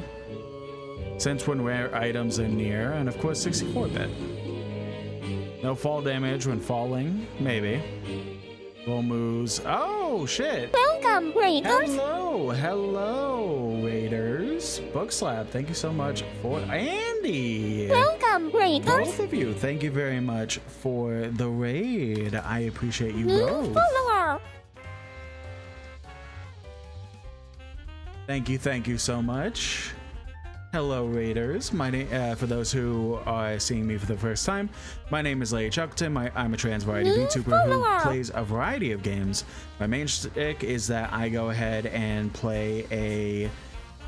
my main shtick at the moment is that I do an A through Z list, that I play a letter of the alphabet and have a game that has that started. Hootie Tie irks a lot, and ZixQD, thank you very much for the follows. I really appreciate that. We're playing our game Y, which is ukulele. Not gonna be going too much longer, but I genuinely do appreciate the raids. Of course, got some book slaps. Of course, you both will get a lovely, lovely shout out. Shout out Book Slap and shout out Andy. XMB, I feel like I've heard of that game. Teamwork Tuesday, nice, nice. Well, I genuinely do appreciate the raids. Of course, if both of you gotta go ahead and do post-stream stuff, playing Hexen wanted to stop because we knew we hadn't joint raided you. Yeah, I really do appreciate it. If you two got to go ahead and do your post-stream stuff, I really do understand. But in the meantime, I do have a lovely, lovely trailer to show all of your lovely community members. So why don't we play that? Hi there, I'm Chuckton. I'm a trans variety VTuber. Welcome to the stream, and here's what you can expect. Triple, I can't, we could talk about this. Oh no, he's going away! No, no! What do you mean I'm about to fight a house? Run, run, run, run, run, pet the dog. Run, run, run, run, run. Oh god, I just glitched it out. A, X, and whatever the upside down W. M. That's an M. Like, what if I did shoot a gun now?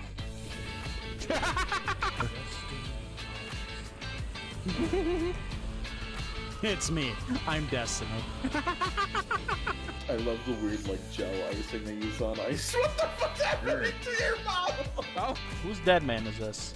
Well, I hope you enjoyed that and give me a follow. Thank you for any support and joining me on my journey.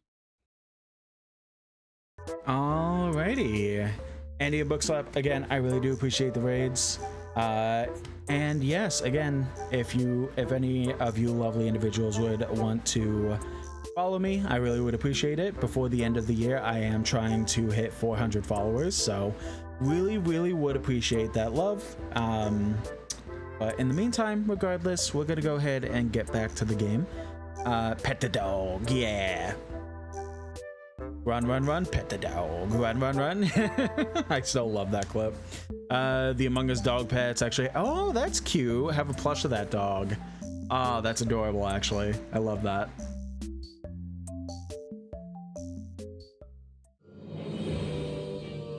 Alrighty, so we're back at the game. We're actually looking at tonics, which I guess we could do this one.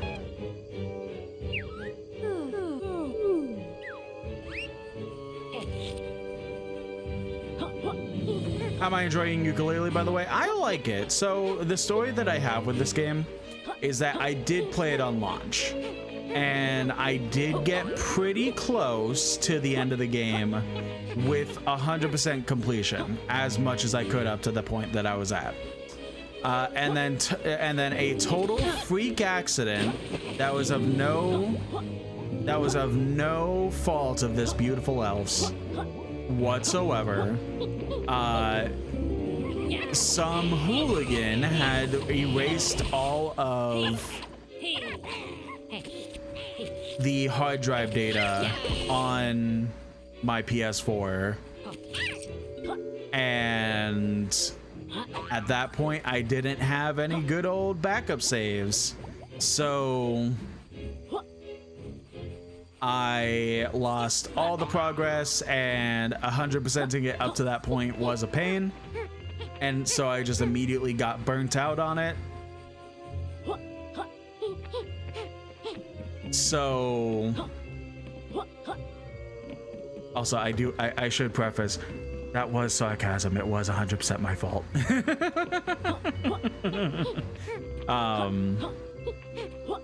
But yeah, I essentially lost all the save data to my game and just did not pick it back up. So I add it to the A through Z list because I was like, it's finally time that I go ahead and make things right and actually 100% this game as much as I can. I am excited for Replayly, whatever it's pronounced. I am excited for it. I was really hoping that it would be out by the time I did start playing this game. Fortunately, that didn't happen. I'm still playing the original, but I'm still having a fun time with it. There's annoyances that I didn't have when I originally played the game. Didn't mean to talk to you. There's annoyances that I had when originally playing the game that I don't have now, but then there's annoyances that I have now that I didn't when playing originally. It's like they swapped somehow. Like I remember really not liking the arcade games. And then now through this playthrough, only the first one kind of sucks, and then the rest of them have been a breeze. Rextro is adorable. I especially like the voice I gave him, which is Rextro talk like this. I really like that voice that I gave him. It's really adorable. It's just that the mini games themselves can be a pain, but again, the first one is mainly the worst one so far, and the rest of them have been a breeze.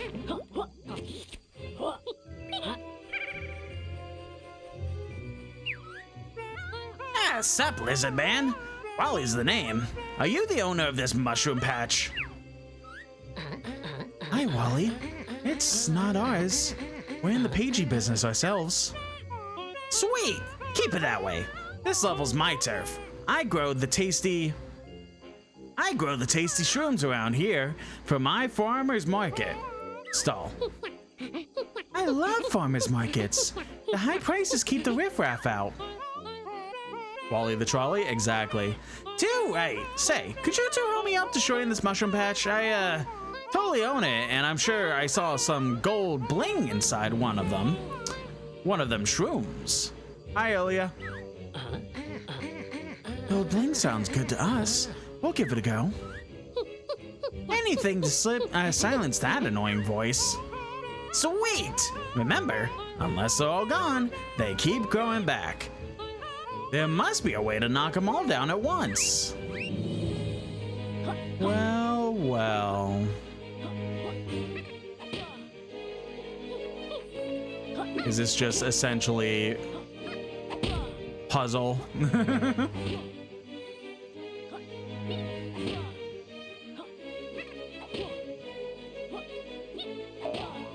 No, they just come back after a while. Unless... Ha-ha!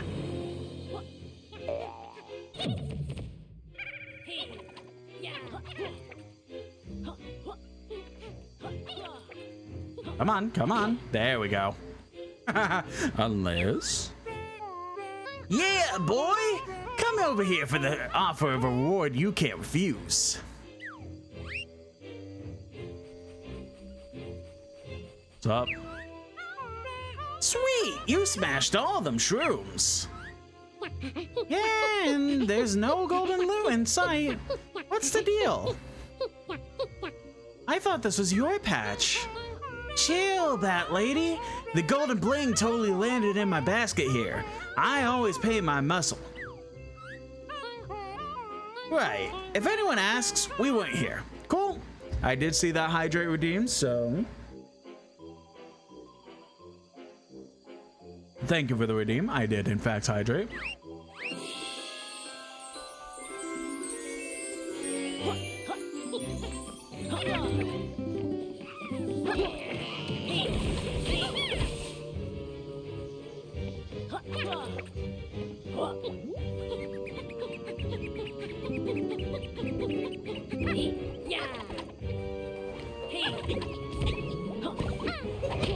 Oh, another trolley.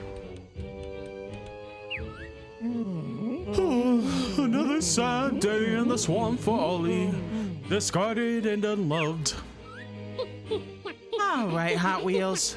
Got any pages in your pile of rubbish there? The only thing you'll find in my basket is heartbreak and despair. There's swamp trash as well. I could see it. What can you tell us about this maze thing ahead, Ollie? Oh, I love the trash bag that's the Platonic logo. That's funny. Oh, and the other one, that's Team 15 or whatever. That's cute. Ilya, you have redeemed change my costume. So I have a change costume. Oh, you already got it. So you want biker. Perfect. You got it. Give me 1 second. Now, don't break. Please don't break. Please don't break. Please don't break. And she broke. All right, give me a second.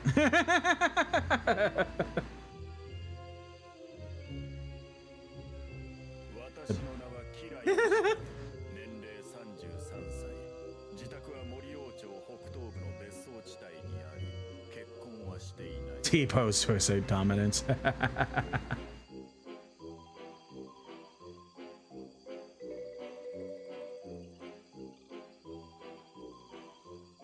I don't know. So that voice clip was supposed to play through my bird.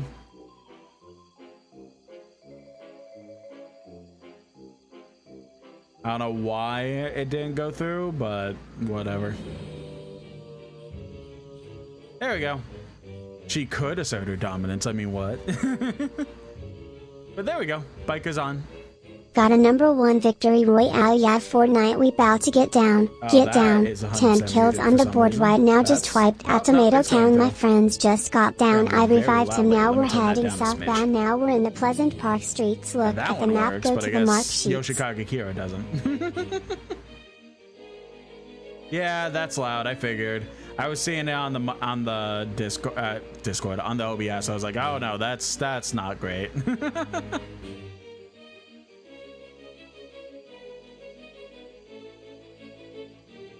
There you go.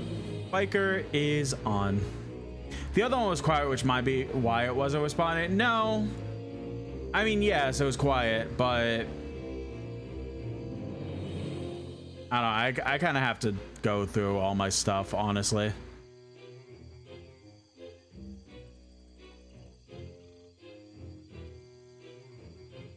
It's just been a hot minute since I've really went through all of my alerts. But thank you for the redeem, Ilya. Oh, it's horrible. Winding and endless, and to make things worse, the walls move to stop trespassers from grabbing the pagey at the end. Oh, you're still interested, I suppose? Yeah. Doesn't sound as bad as some of the challenges we've done so far. We'll give it a go. Oh, good luck. Look, sadly, there's no lights at the end of the maze for poor Ollie. I think Ollie needs a hug.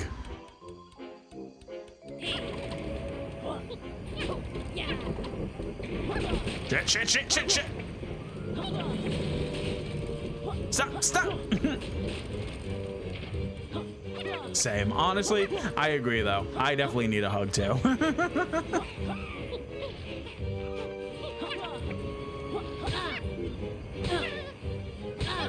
Oh my god, it actually just straight killed me. Holy shit.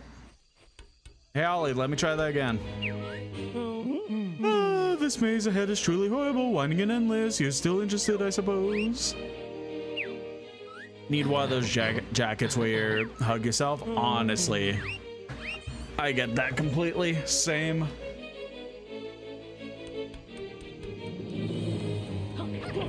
All right, let's try that again and maybe not die this time.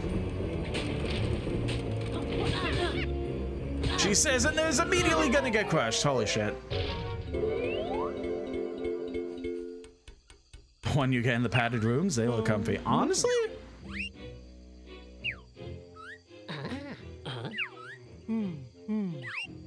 I don't disagree with that. As weird as that sounds.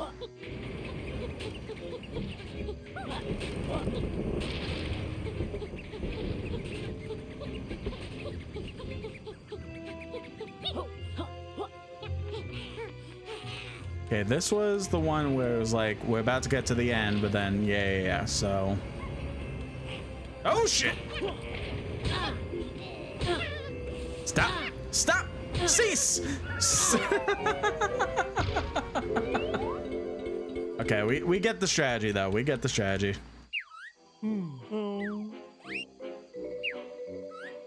Cease, yeah. I was saying every word for stop that I could think of in my head, and Cease just blurted out.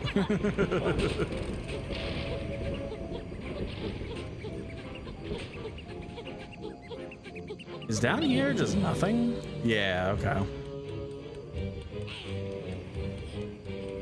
Oh no, it's coming towards me anyway.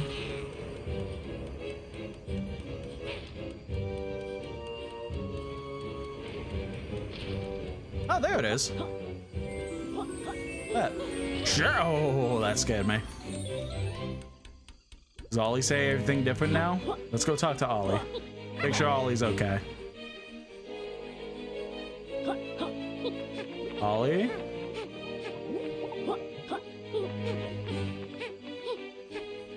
Did Ollie just kind of dip?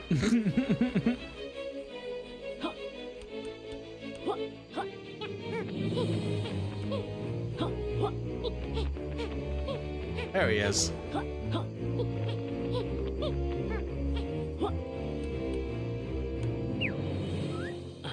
Hey, Ollie. We reached the page at the end of this maze. Oh, good for you. If you two could conquer this maze, then maybe there's some hope left for poor Ollie after all. No, I'm pretty sure you couldn't conquer any challenges in this game. Wow, fuck you, Lately.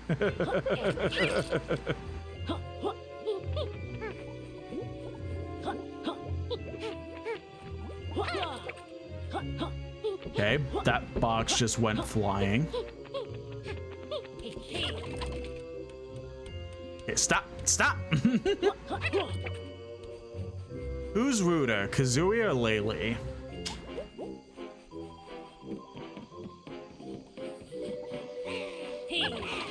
I would also agree with Laylee. I think Laylee is more of a bitch than Kazooie, because Kazooie is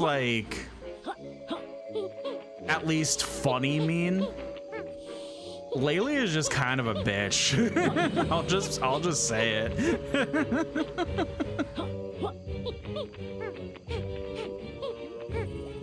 Oh really? Because Kazooie's a grade A meanie. Yeah, but her meanness can be clever. That's okay, wow, I'm actually impressed at that insult. But Laylee is just that example is just She was just like, he was like, oh, maybe there's hope for me yet. And then she was like, no, fuck you, actually.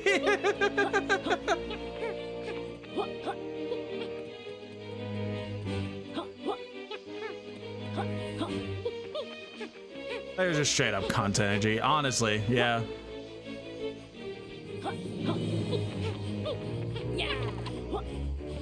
Alright, let's see. Is there anywhere else I could really go, or it might be time to expand the world? I have to play and compare. Yeah, I'm mainly going, like, I haven't played Banjo-Kazooie or Tooie in a hot minute, but I have been watching a channel play Tooie recently, and like, yeah, Kazooie's a bitch, but like not in the same vein as Laylee. Laylee is just like mean to be mean kind of energy, which I am gonna die. Oh no, there we go. Barely got out of that one. Yeah, I think it's time to expand the world.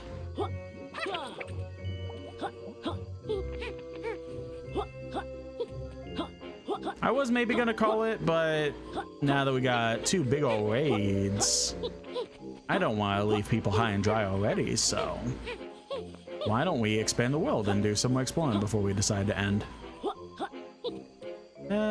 Where's the entrance? Somewhere.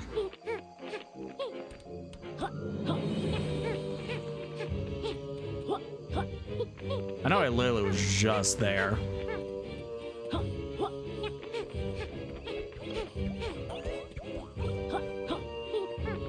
Yeah, it's like around here.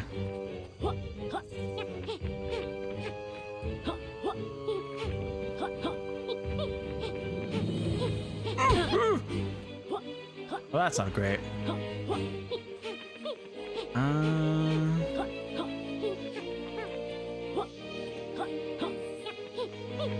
There it is.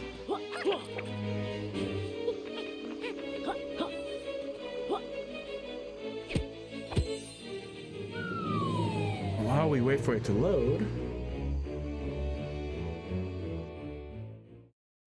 more hydrate time.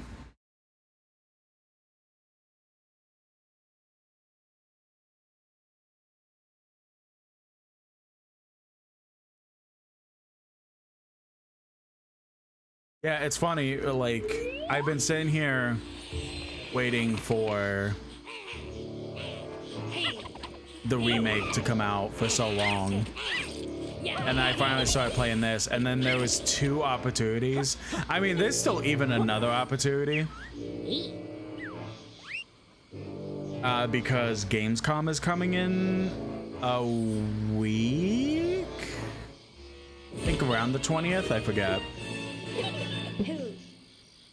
But Gamescom is happening soon, so that's 3 events that are gonna happen that have the potential of showing off more info on the remake.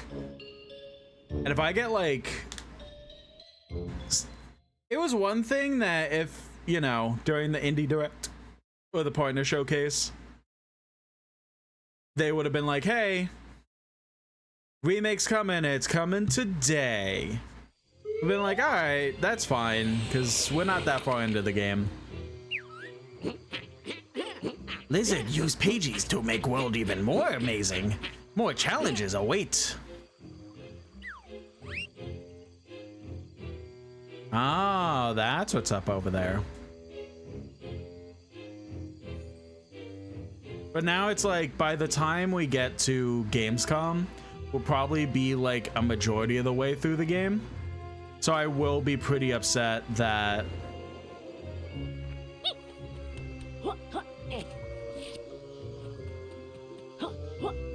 if the remake just is dropping later this month, basically, when I will be most of the way through the game. Join in the YouTube chat says, do you think this title stands up to the legacy of its predecessor? I will say no.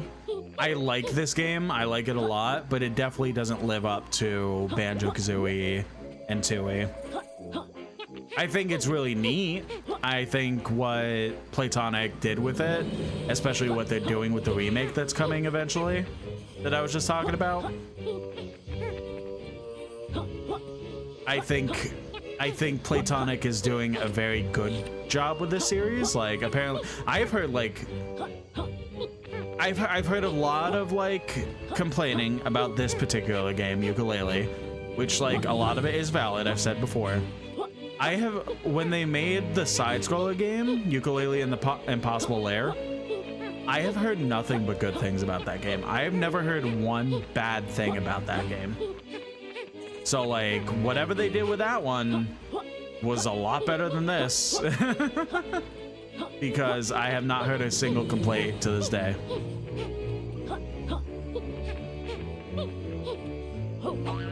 But I think comparing it to Kazooie and Tooie, it's just gonna have a lot more issues than comparing the game on its own.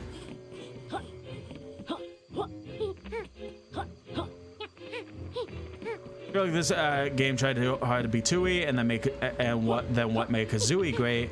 One of the folks also didn't like Tooie as much. See, and that's fair.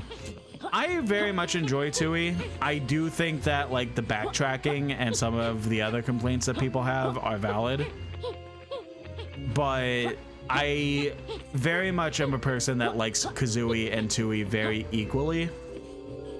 Kazooie is definitely the better game, but I also am like very close in that mindset. Really like Tooie. I think I like it more. It's nice that it's harder. I prefer the challenge. Yeah. There's a lot of like good things about Tooie. I do agree that there's also some things that make it like less good than Kazooie. It's like kind of a state of mind kind of deal, honestly. Like you could very much go both ways with it. Join the YouTube chat says a remake of what, Pre-Tell? So they are remaking Yooka-Laylee. They pretty much released this, and it had a lot of it, like I said, it had a lot of very good elements to it, but there was also a lot of complaints that a lot of the complaints were very valid towards, like pretty much every single level you have to backtrack because there's 1, 2, or even multiple pages that you have to come back to after gaining ability on a later level. Some of the controls are a little finicky, and there's just like some other complaints that I'm not thinking of at the top of my head. But they pretty much made their money from it. Like I said, made a side-scroller sequel, and then after that, it's pretty much been radio silent up until about 2 years ago, I want to say, where they announced that they were remaking this game and pretty much trying to fix a majority, not all, but a majority of the things that people complained about with this specific game, and hopefully making it closer to the quote-unquote original vision compared to what it was when the game came out. I like Kazooie because you can master each level. You can full clear most of every level on the first go. Makes for a fun challenge. See how much more efficient you can clear the level. Yeah. I don't know. It kind of goes both ways for me with Tooie because, like, on one hand, I don't know. I just feel like that they really intended to have Tooie like stand out a lot more compared to Kazooie in like a positive way, like kind of a thing of you could kind of just play either game as its own and take things to like and dislike.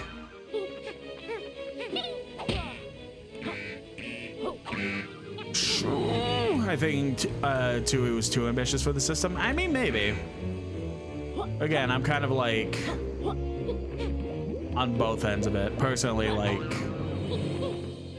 I like Kazooie and Tooie pretty equally compared to like other things, pretty much.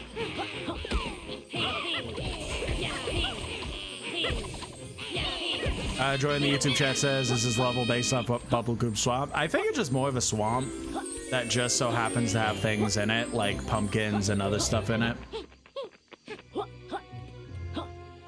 Like more the spooky Halloween level, kind of like Bubble Goop Swamp was.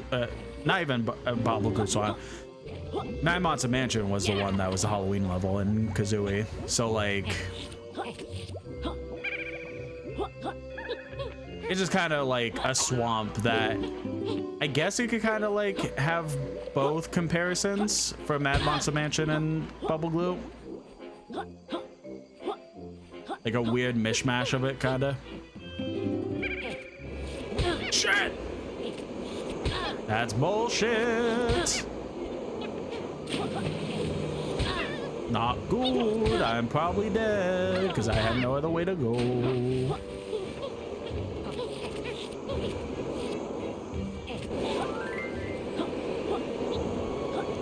I almost died, but now I'm alive.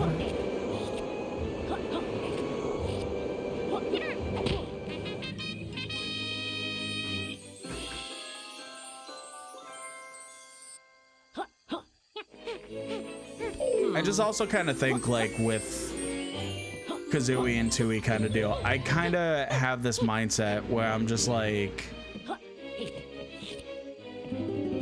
I'm glad we have both games essentially, because,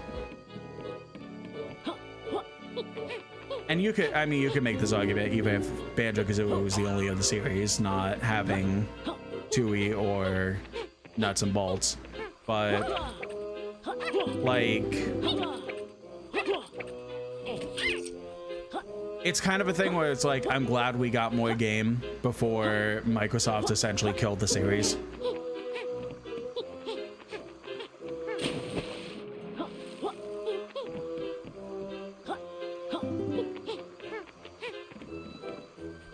That's about shows again. So I kind of agree with what a lot more people are saying nowadays, in the sense of, the fuck? Oh no, is the fucking pigs back in this level?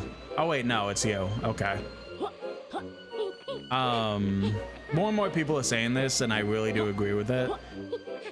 If you essentially take Nuts and Bolts and like remove the similarities to Banjo, like essentially make it its own unique game instead of being a Banjo-Kazooie game. Like if it was its own unique game, not affiliated with Banjo whatsoever, I say it's a good game. Honestly, it's genuinely a good game. Like, it's silly, unique, and like all that stuff, right? But when you make it a Banjo game, yeah, it's not a good Banjo game, but it's a good game in general. It's just not a good Banjo game.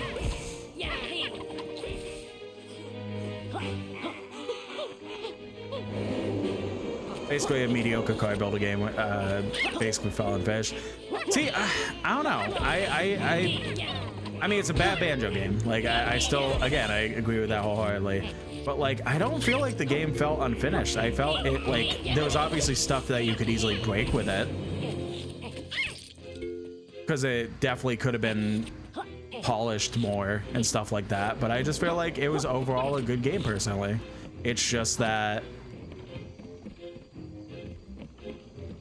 they decided to make it a Banjo game instead of delivering what they promised with that Banjo 3 trailer that they released all the way back when.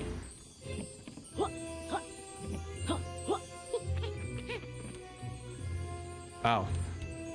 Okay.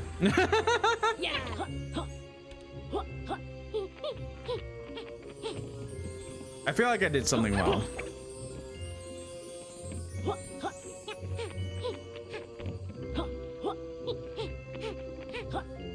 I should go back down and talk to that pumpkin.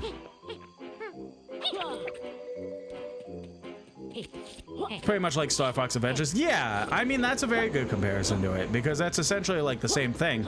Plus, both were made by Rare. So it's kind of like the whole story of Star Fox Adventures is that it was Dinosaur Planet. It was being made.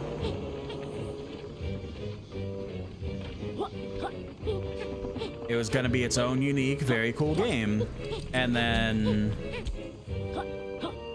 it was then deemed, hey, maybe let's turn it into this game. And then it turned into Star Fox Adventures. If Lizard want Pagey, he reach end of course before time run out. Also, Lizard not turn off power while save icon on screen. Otherwise, definitely not get Pagey. Let's say, okay, that's what it was. Remember, Lizard not miss hoops or no Pagey.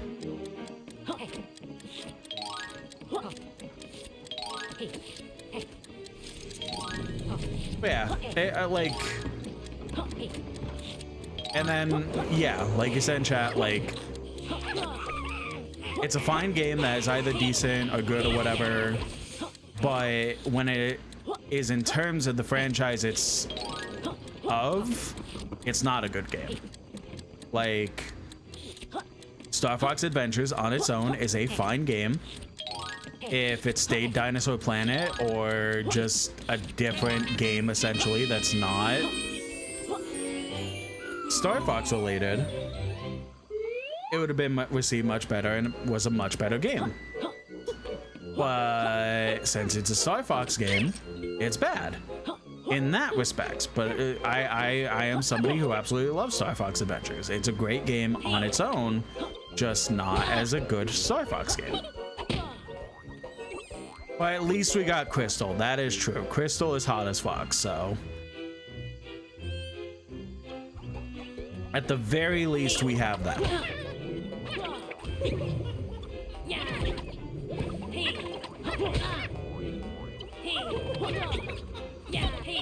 But I mean, it kind of goes with the same thing. Like, even like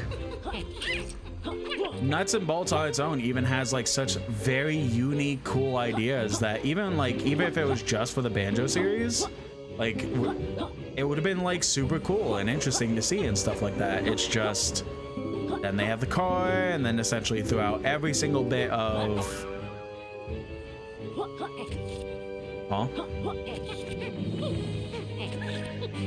every single bit of like platforming and like being a Banjo game and stuff like that, so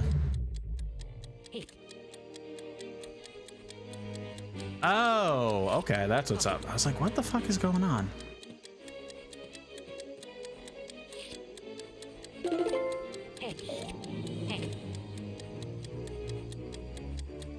Yeah, I mean, I still, like I said, I like Nuts and Bolts as its own game.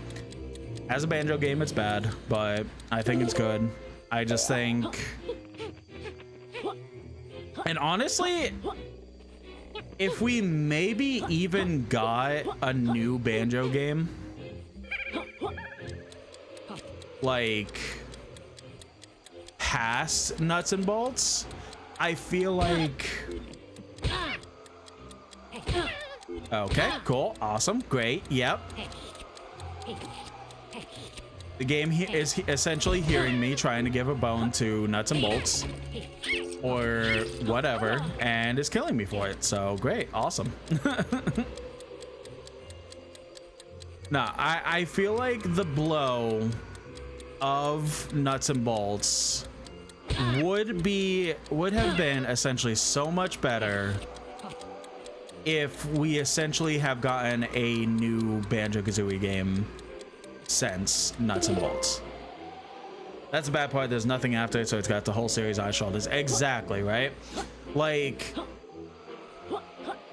if it was just the weird, like, what's the phrase?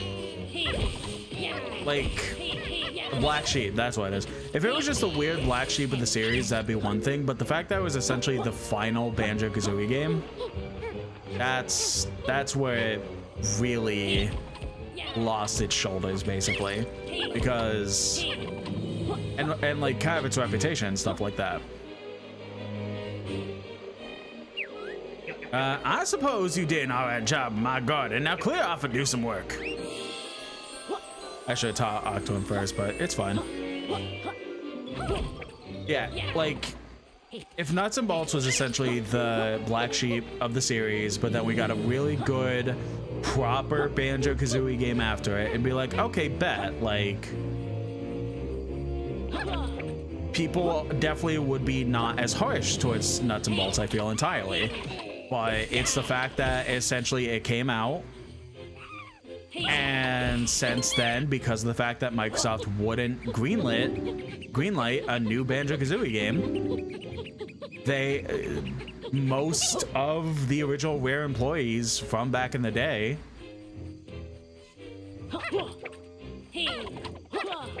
are gone and either went to this company, Playtonic, or a different company, or just left the video game market altogether. So like,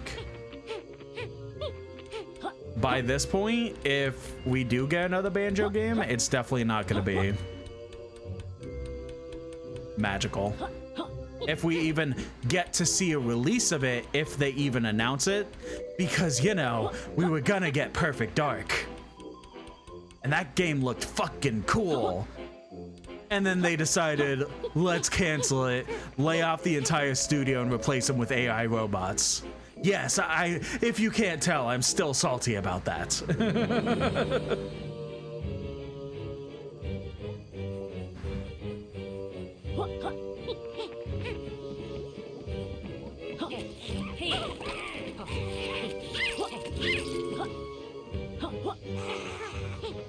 Hear me out, remake of Grunty's Revenge. I mean, I'd be curious about that, because like, kind of the main issue that I've been hearing people have as of late when trying that game for the first time is that like, the depth perception is really not great.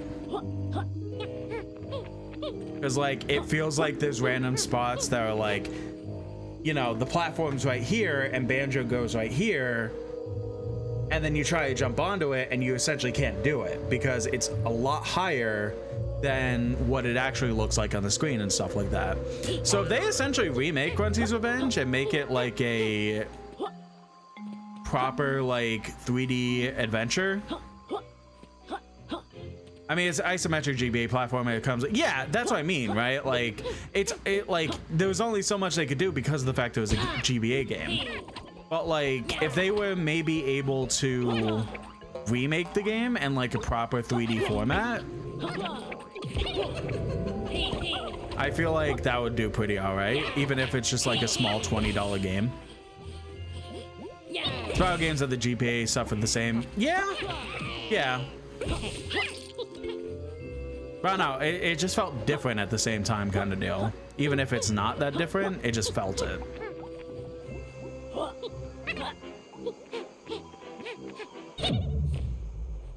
Oh yeah, this spot. All right. We were already here, did this. Shit.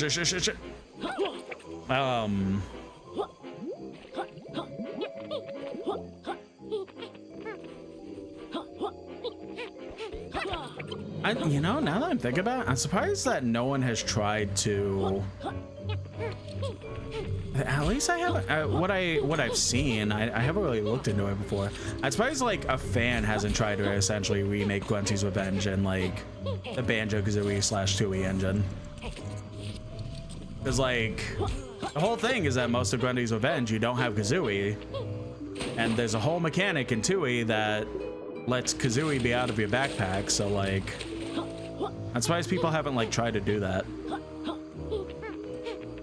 Little to no interest. I mean, probably. Honestly, by this point, the main person that would probably do it is fucking Kirko Mods. Brother has essentially mastered the engine by this point, so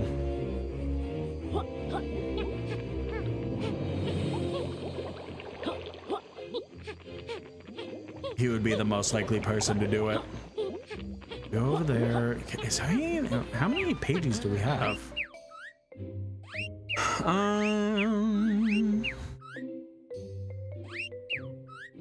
20 out of 25. So there's 5 more unaccounted for.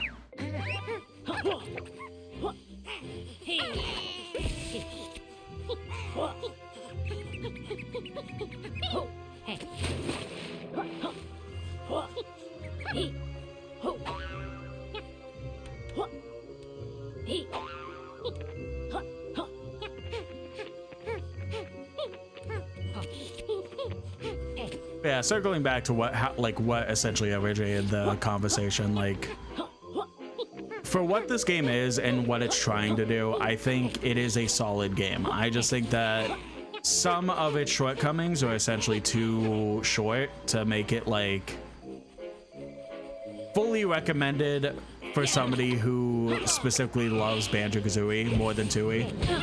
It's hard to recommend in that sense, but maybe the remake will fix all that whenever that finally releases. But regardless, it's like, the game itself is good. Like, it's good, and I will say that it is a good spiritual successor. I think, hopefully optimistic. Yeah, exactly, right? It is a good spiritual successor. Like, it's just some of its shortcomings, again, are hard to really get past. But I think overall it is a solid game, and really, like, so far by what's been said and shown, it seems like all the feedback that Playtonic has received about Yooka-Laylee has been truly, like, taken to heart, basically. And, like, they really want to try and make, like, this even better, because this is, I mean, like, let's be fair, like, this is essentially their, like, poster child. Like, you know, Banjo became Rare's poster child after that came out. Like, you wouldn't really hear of Rare outside of Donkey Kong and Banjo at that time, right? Like, so when they made Yooka-Laylee, these are essentially their poster child. The only games they have is this and the side-scroller game I mentioned. They have not made any other games since. None that I'm aware of, at least. So, like, I do think that they really want to try and, like, recapture as much of that magic. And now that they, like, have even more experience with the engines they're working in and stuff like that, that maybe, like, we'll get a much better game than what we received here. Like,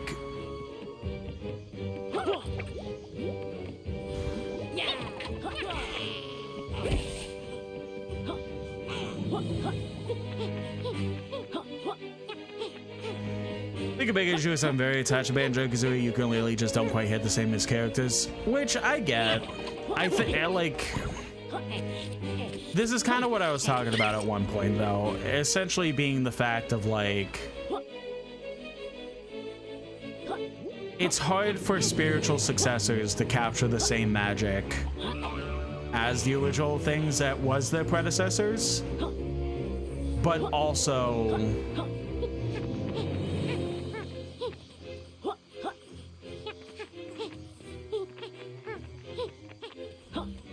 sadly hard not to compare. And yeah, like, that's the whole thing, right? Like, if you just compare this game on its own, it's fine. Like, it's a good game and stuff like that.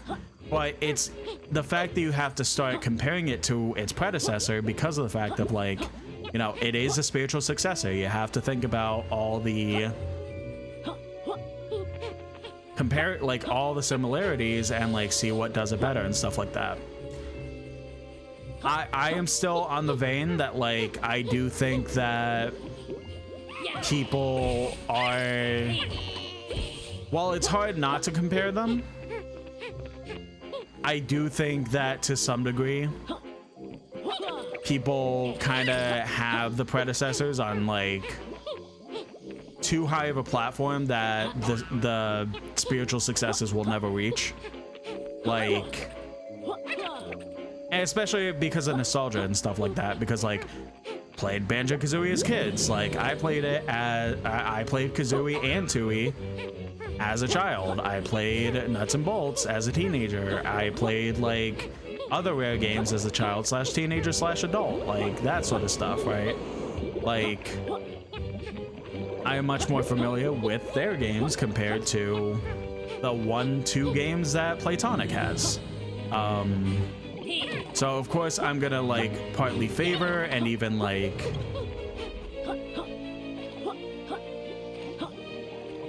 probably be much more biased comparatively. That's what I was trying to do.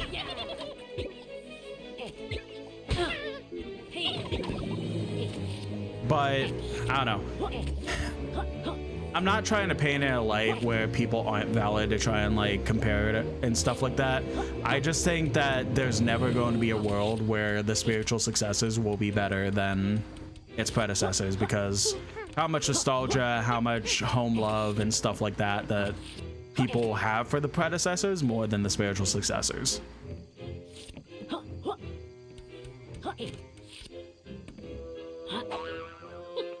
That being said, I'm not saying that Yooka-Laylee is even close to the actual magic that Banjo-Kazooie had. Like, I'm not trying to make that sound like that at all, but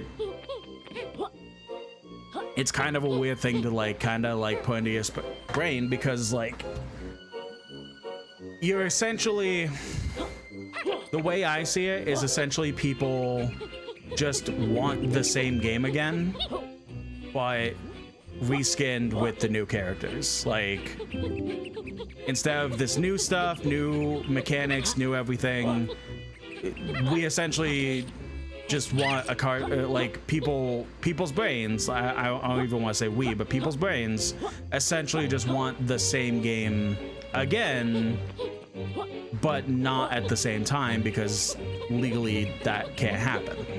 Like, again, last time we had this conversation, my number 9 had it because people just wanted another Mega Man game.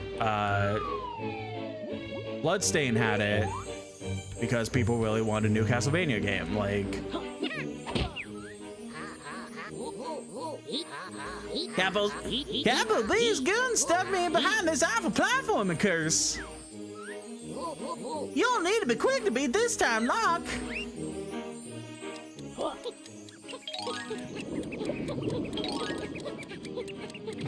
Shit. Yeah, it's essentially just like, at the end of the day, that's pretty much what people's brains really come down to, is they don't want new stuff that is different and unique to something similar to shit, the respective IP. They just want a reskin of the IP, basically. And that's kind of the like hard thing when it comes to these spiritual successors, where it's like they want to deliver the same magic, but at the same time really can't, because oh, I still got you in 5 seconds.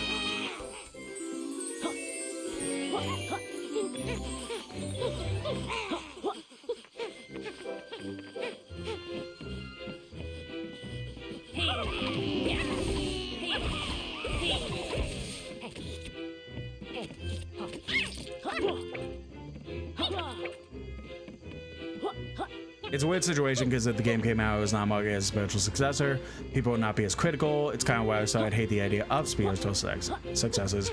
Yeah, the phrase itself is a double-edged sword, because it's like,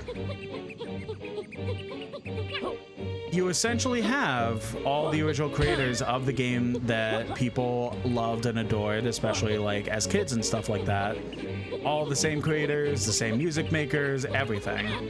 But because of the fact that it's being marketed as a spiritual successor,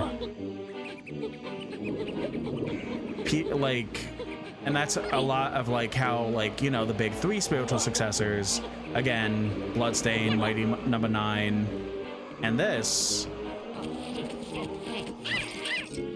like, that's how they got the funding to be able to even make the game in the first place, because of the fact that, like, they use the spiritual successor thing to be able to even get the funding through Kickstarter and stuff like that. If they didn't have that marketing, very possible that we would have gotten much lesser versions of the games, if we even got the games at all.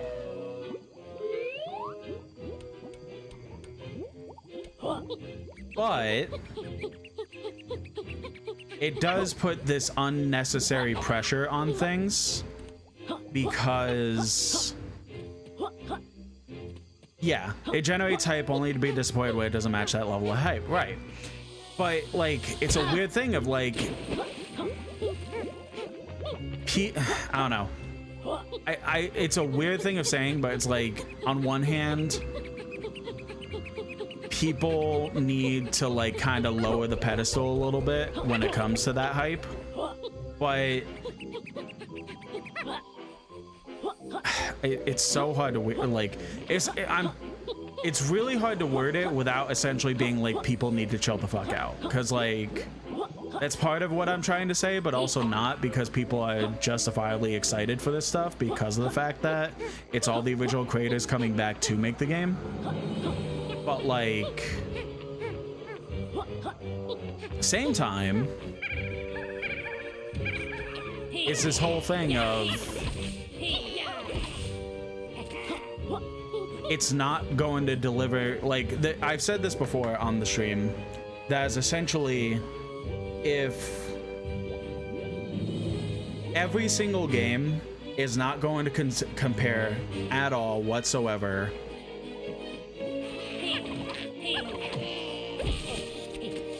there's not, like, after you reach a certain like age, no game is going to have that same magic as when you were a child experiencing video games for the first time.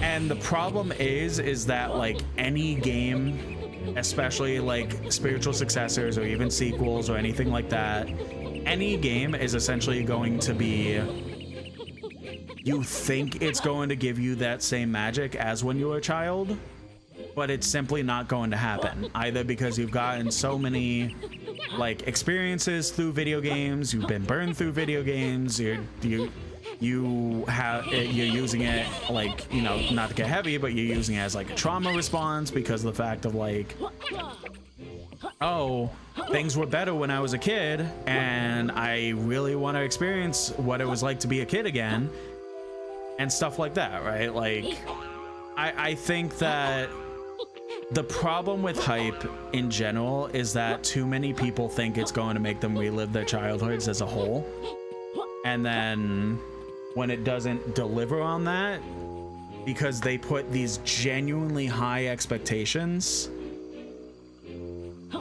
that no game could ever hope to match, there's no way that the game could ever like prosper, because of the fact that they put all that hype into something because they fed into their brains of, I'm going to enjoy this thing as much as my childhood.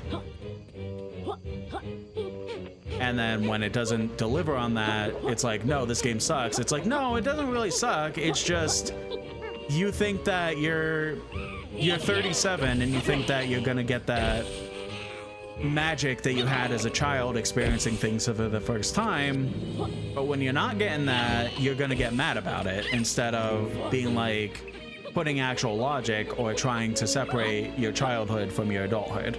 Like,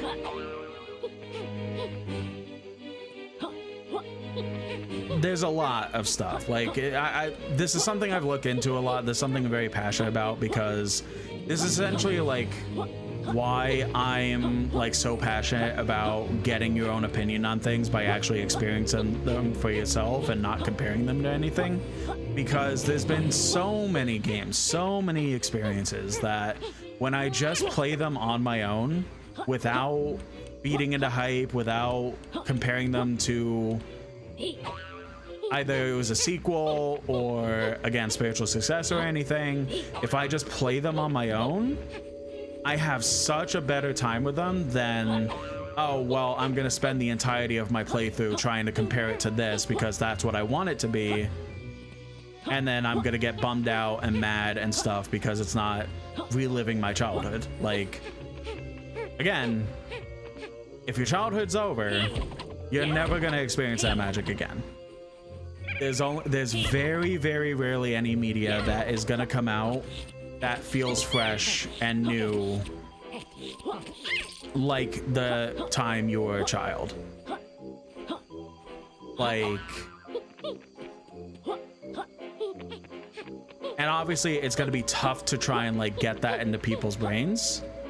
I'm not going to try and shove that into people's brains because, you know, you do you when it comes to enjoying the media that you like. But I think overall there's a lot of things that people do that are essentially boils down to, I want to be a kid again. And because I didn't get to be a kid again, this game sucks, or this movie sucks, this show sucks, whatever. Low expectations on people's end, but don't feed in the hype machine, devs, please.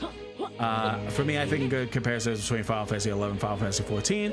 Both great games and both MMOs, but vastly different gradients in tone, world design, and gameplay. Right. Yeah. No, that's like a valid comparison. I never played 11 because I said before, my first Final Fantasy game started at 13, and then I pretty much dipped out of trying to play 11 once I found out it was an MMO. But I do kind of like, it is kind of that same thing where it's like, if people played Final Fantasy 11 and want to get into 14, I think they're going to be wildly like disappointed because they're expecting probably expecting 11 again, just better graphics, different stuff like that. But then that essentially doesn't happen, and then they're gonna say 11 sucks, and then vice versa. Like, people who play 14 want to go back to 11. It's like, oh, this isn't good. Like, I definitely think like there's definitely going to be people that are fans of both, but I think it's more likely in a lot of cases where it's you played one and kind of have these same expectations when it comes to the other, and then you essentially burn yourself because you don't want to adjust to the idea of the new thing. Like, it's different and therefore you don't like it. Like, both for their own reasons. I just never like I post on Blue Sky. I played a good amount of 14. I have my own like character. Some of her aspects even helped like make me like the VTuber, like stuff like that, right? Like, so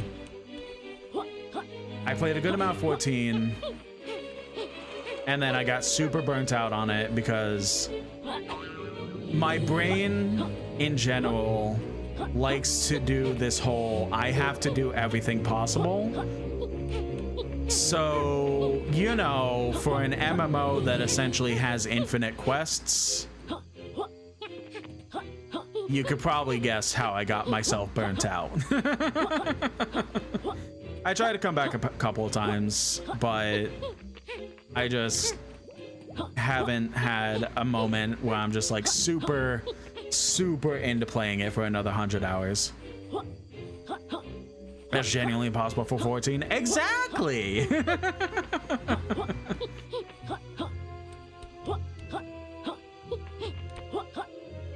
So But that is a good comparison, like you said. Like, I just think that overall, people, I think a lot of things can be enjoyed a lot more if we stopped being in the mindset of, I want to be a child, instead of, oh, I'm not going to be a child again, I should just enjoy this how it is, and then see how I genuinely enjoy it. Oh wait, no, I already did this room. Yeah, nothing new in here since expanding the world. Okay. Excuse me. Well, I do agree that, like, I do think that things don't really help when it comes to the fact that they have to make, in order to be able to make a budget or anything like that, they essentially have to use the tactic of, hey, this thing you like, ooh, this thing right here, you like this, it's being made by the same people who made this, you're gonna really like this because it's made by these people. Like, I do agree that that form of marketing tactic really isn't helpful by this point, because I don't think that really, like, there's really been any game that has had that sort of marketing that has really worked out for them in their favor, at least in video games. I don't know, I mean, like, you know, there's a whole thing in movies where people are sick of, like, movies from the 80s and 90s coming back, and then they have to play into nostalgia, like Star Wars, Jurassic Park, Lord of the Rings, other nerdy shit. Like, how much they have to play into that nostalgia to be able to stand on their own two merits instead of just being its own thing. I know people are getting tired of that, but I mean, those movies and shows and stuff are still making a shit ton of money.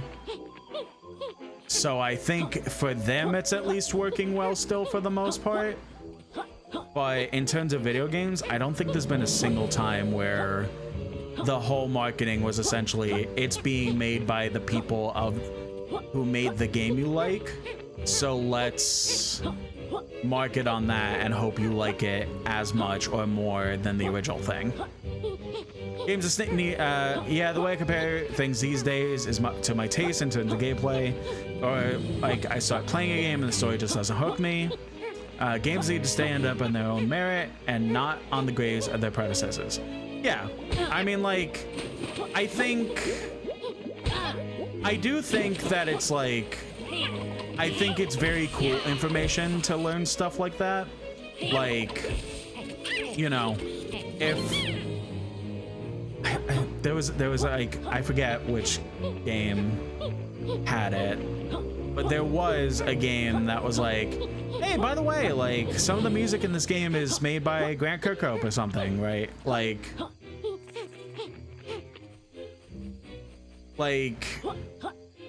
there's been a couple times like that where they just kind of casually mention that, not really as a marketing point, just like kind of being like, hey, by the way, cool thing here.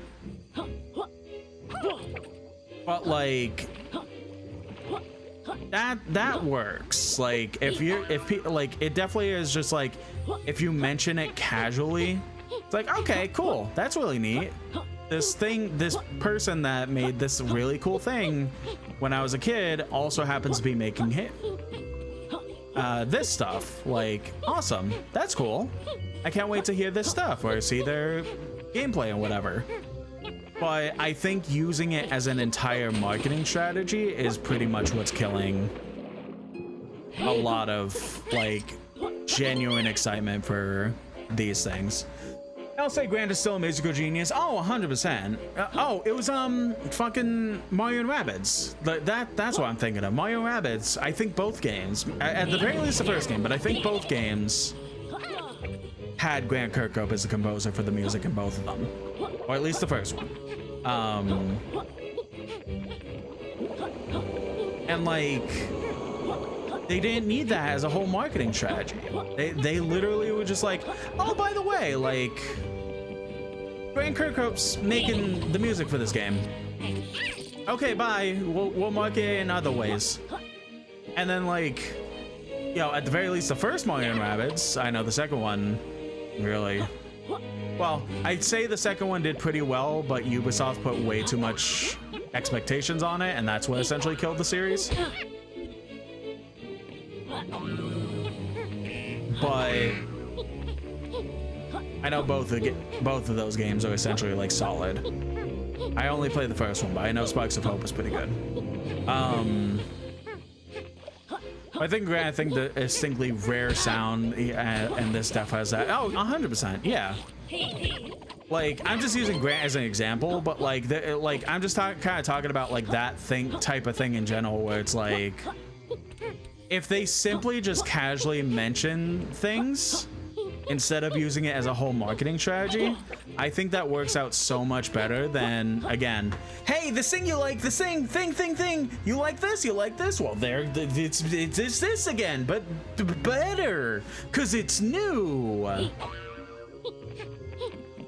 It's like, I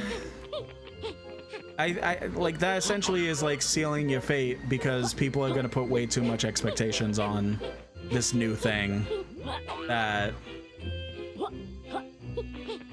you're gonna have some issues. There are many composers though like him that are famous in that regard. Then again, they try that same shit with Jun Suno and Jun. I feel like I know that name, but I don't at the same time. Oh, it's this place again. The Sonic composer. Okay, yeah. But like, oh wait, no, we haven't been in here.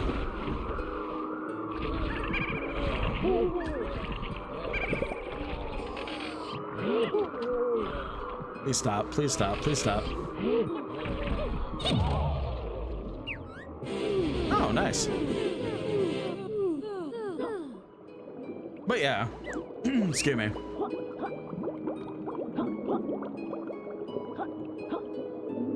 Like, I'm trying to think, and pretty much when Jun is working with actual instruments, he's so good, but when he's made to work on anything relating to the Genesis sound font, he's not. I'm gonna be 100% honest, honey. I fucking hate the Genesis sound font. That's kind of like the hardest thing to like come back to. Like, obviously Sonic 1, 2, and 3, like,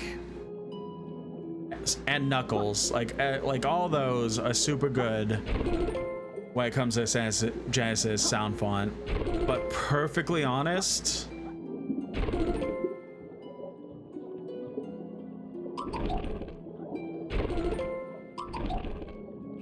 like a good amount of the Genesis sound font games are just farts. Like, it just genuinely sounds not great to me. And again, there's definitely examples that it sounds really good. I just not big on the fart sound effect, basically. Or the equivalent of, to me.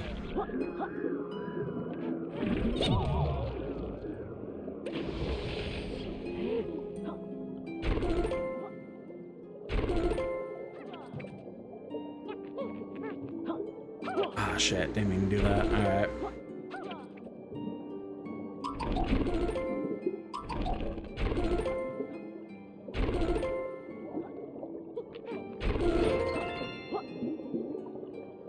But regardless, I get what you're saying, right?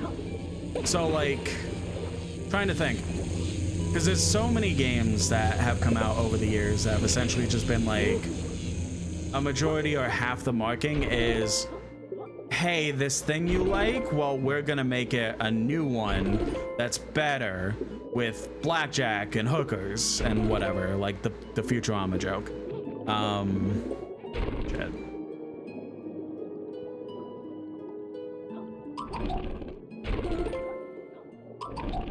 So like,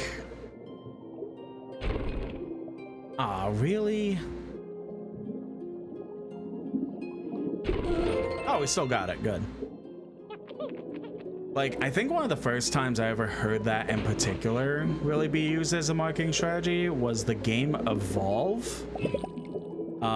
It was a game that came out in the late 360/PS3 era, early PS4/Xbox One, I'm pretty sure.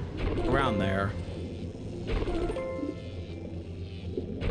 Just bring up Drew as an example because Sega loves throwing him around. Yeah. I get what you're saying regardless. Like, again, to be perfectly blunt, I really am not a fan of the Sega Genesis sound chip, but I get what you're saying regardless. But I think Evolve was the first time I had heard of that, and the best way to explain Evolve was essentially like the original Dead by Daylight before Dead by Daylight happened, because essentially it was one person was a giant monster and there was like 3 or 4 people that were humans that were trying to do things to stop the monster, and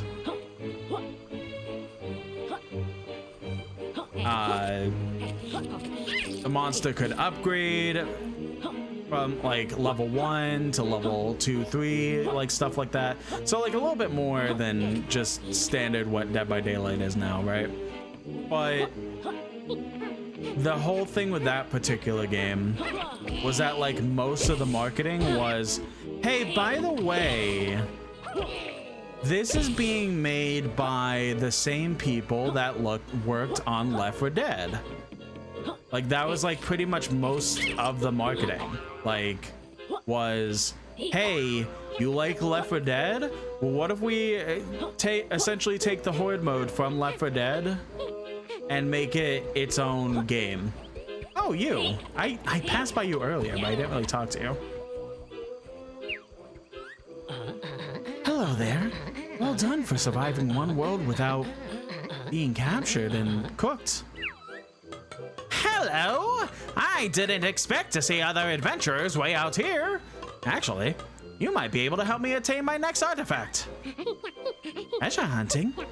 From the look of you, I don't think your heart's in it. There's a valuable gem hidden inside that cave. However, it's behind thick glass that a modest explorer like me has no chance of breaking. Do you think you could retrieve the gem for me? In exchange, I'm sure I can source one of those golden pages that are all the rage these days. All right, Lazy Bones, we'll find your gem. Oh, wonderful! Please bring the treasure straight to me once you've recovered it.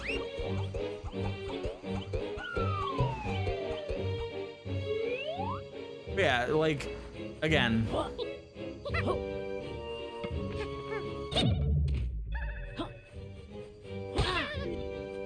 Evolve was essentially like taking kind of the horde mode from Left 4 Dead and make it its own game, but instead of multiple people being monsters, it was just kind of like one monster that can level up a bunch, and then some humans to essentially hunt and take down that monster. Here, next gem adventures. Thank goodness! Bring it here, quick!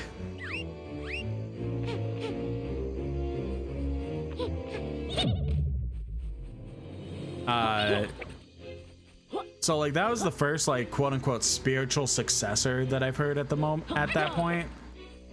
I'm pretty sure it got pretty much proven that really not much of anyone from Left 4 Dead was actually on that game's team, except maybe like a couple people. We've recovered the gem.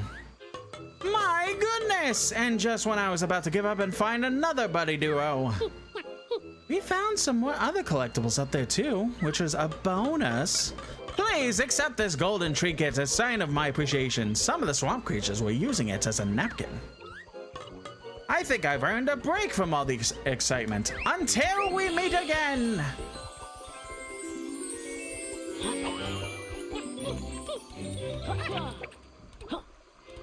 I don't have anything to prove that last statement. Like, I haven't looked into it in years, but I'm pretty sure like that was the case. I was like, just like a game director or something that worked on Left 4 Dead, and they used that to basically be like, oh look, this is essentially gonna be like Left 4 Dead, but not.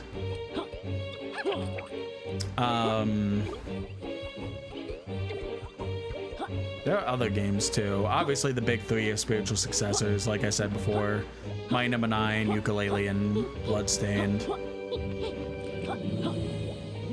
And then, similar to Evolved, there was the game Back 4 Blood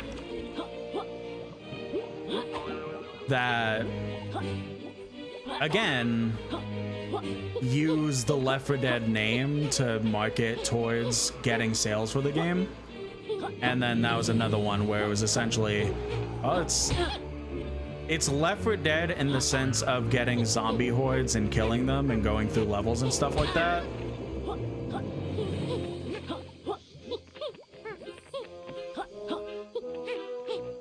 But overall, it was a lot different. And personally, I liked Back 4 Blood a lot. I didn't get to play it an incredible amount because pretty much a lot of my friends dumped it immediately. But I personally enjoyed it and had a lot of fun with the levels I played and stuff like that. It's just a lot of people had that mindset of, oh, I'm being told it's going to be like Left 4 Dead, but it's not exactly like Left 4 Dead to me, so I'm gonna hate and shit on this game and stuff like that.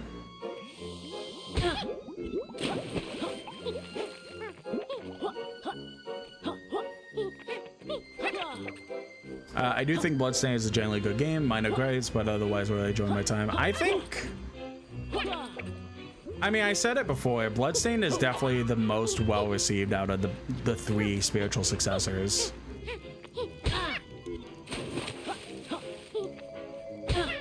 Like, Mighty Number 9 was easily the worst received. This game was still well-received, but definitely has its issues. Especially like comparing it to Banjo-Kazooie and stuff. But I think overall,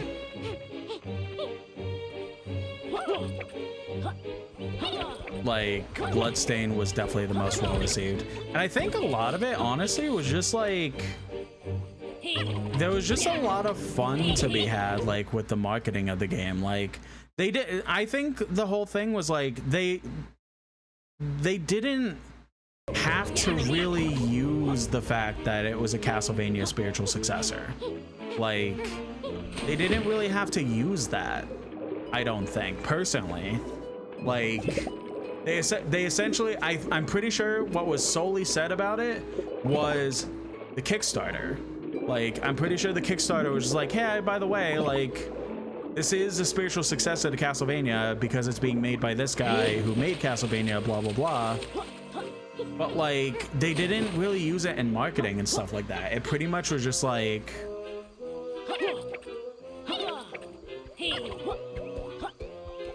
they pretty much were just like, hey, it just so happens to be a spiritual successor, but we're gonna make it its own game, basically. And, like, they didn't use that really for marketing and stuff like that. They basically were just like, hey, by the way, this just so happens to be made by the same person that made Castlevania.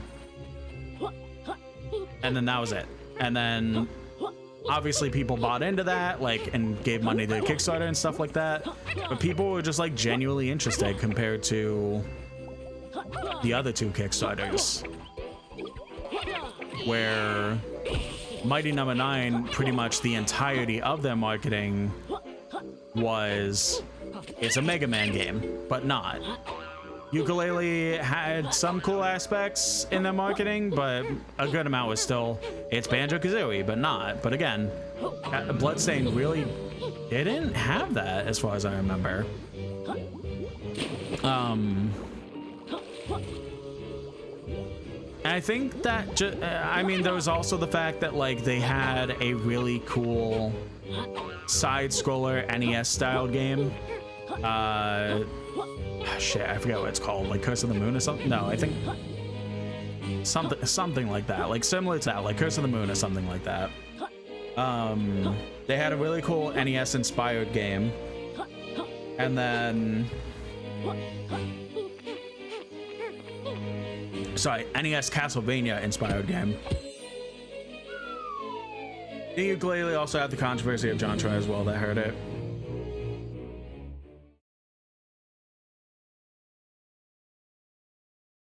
Yes, kind of. I wouldn't really say it really hurt the game that much, but part of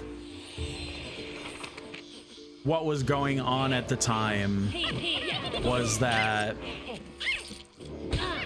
the game was coming out, and they basically announced being like, hey, this cool YouTuber that helped push a lot of our stuff for making like this game a reality and stuff like that, we're gonna add him as a cool Easter egg to the game because, like, of course we will. That's awesome, right? And then like 2 weeks before the game came out was when he was basically dubbed a genuine piece of shit. And they pretty much had to be like, oh, neat. So we're just not gonna have that Easter egg anymore. But yeah. So I don't know if it really hurt it that much. I mean, I bet there's probably people that were like, I don't think I really want to play this game because of the fact of how much like JonTron supported it and stuff like that. I don't think it really affected it overall, personally. I just think it was just a really shitty predicament that they got in because of the fact that like they were so ready to have this awesome game and they were gonna have this Easter egg because of the fact that like JonTron was such a big help in the game and stuff like that. And then it turned, oh, he's a racist piece of shit. Okay.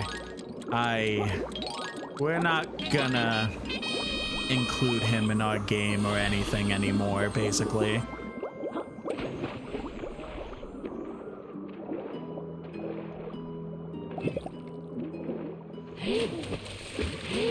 Come on, let me in, let me in. There we go.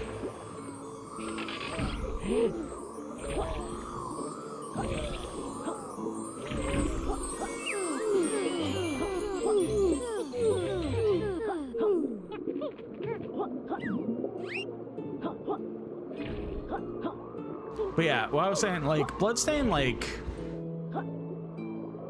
audio's desynced. What? How so?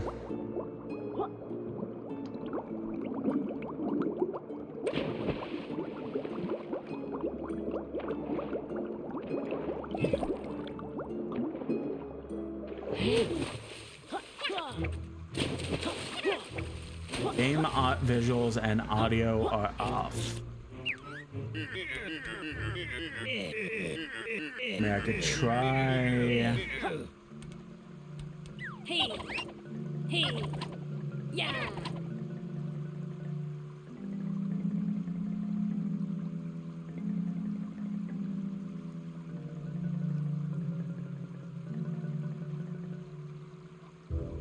Also, I don't even.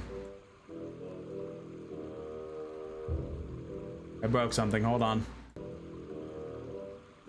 I essentially kind of restarted it. Hopefully that helps, but I don't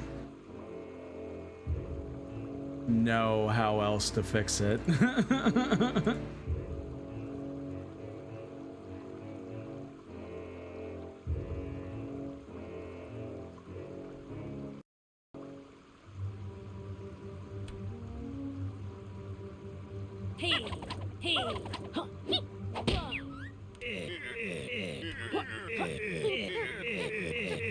Fine, it's mostly just been listening to you talking. Okay.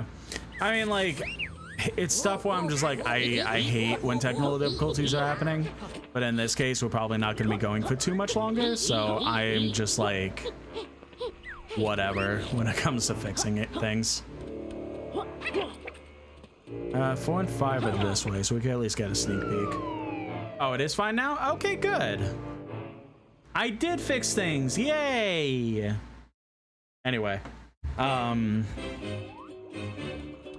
Oh, shit. Is this a quiz? Oh, I'm not ready for a quiz. Welcome back to the Quackfire Quiz, where you're about to witness a multiple choice massacre. Oh no, not this again. I haven't been paying attention to anything. Same. As usual, there are 10 questions that need answering correctly, and only 3 lies. Now, step forward and prepare for an exam extermination.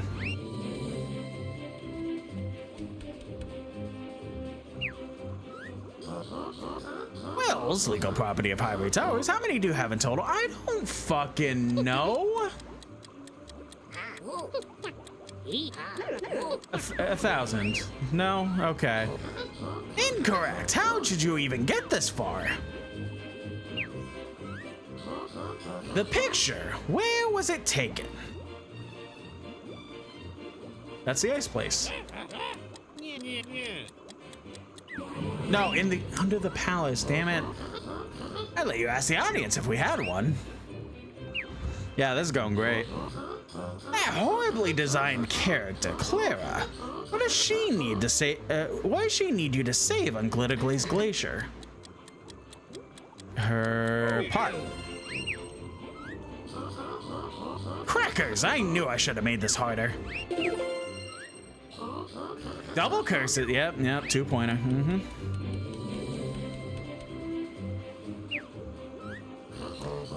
The ridiculous fishbowl freak, Dr. Puzz. What is her second transformation? That was the Ice World, so that was the snowplow. Definitely read that answer. Reflection. Sure.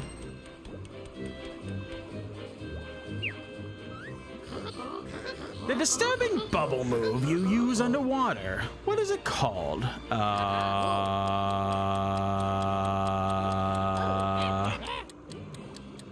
Body bubble?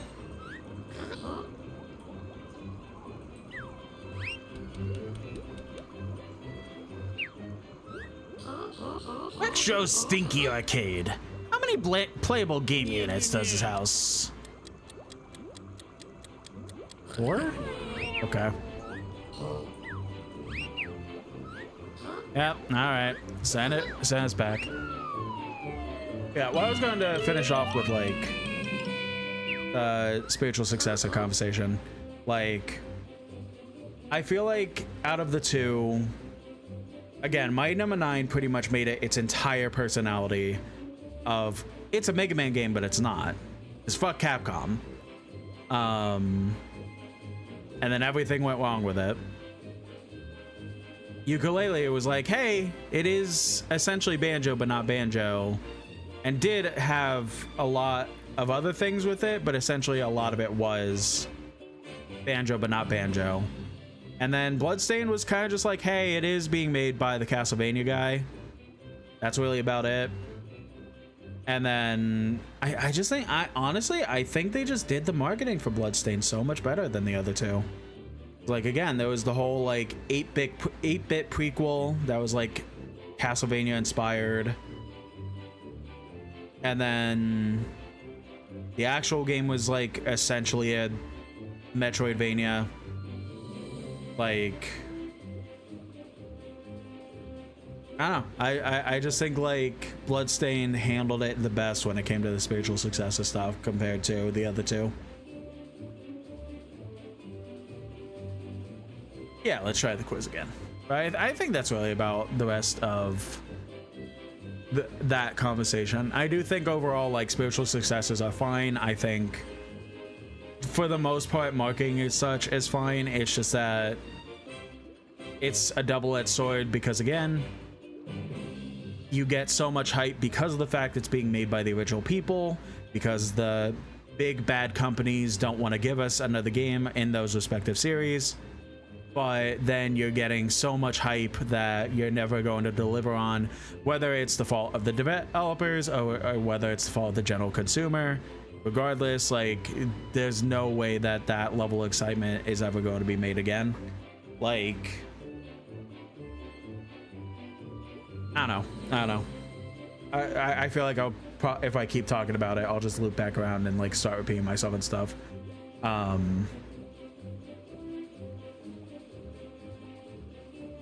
I was about to say something else and then I completely lost it. So the conversation's done for now until I repeat it probably like 2 streams from now.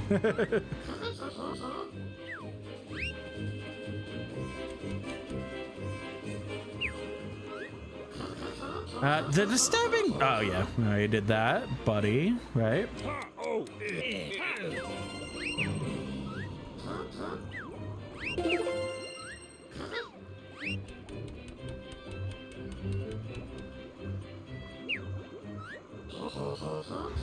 The ridiculous fishbowl week, that was her second. That was the snowplow.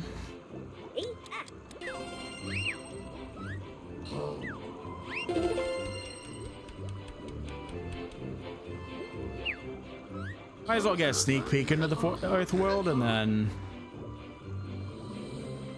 we'll kind of call it from there.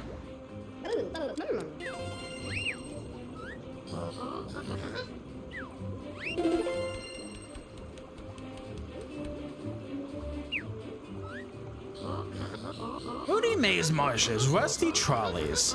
Which one wears a stupid hat? Jolly? No.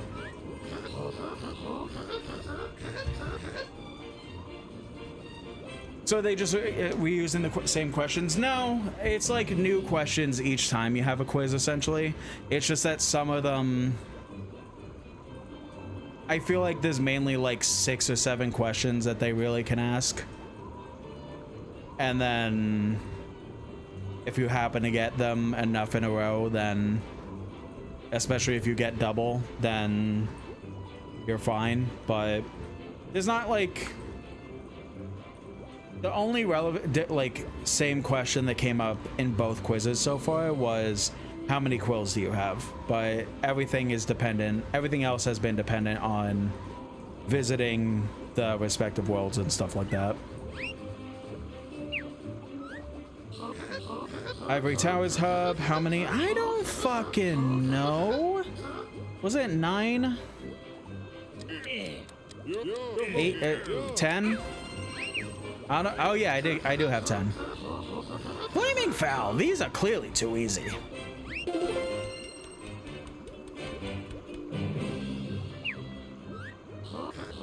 That horribly designed character. Okay, yeah.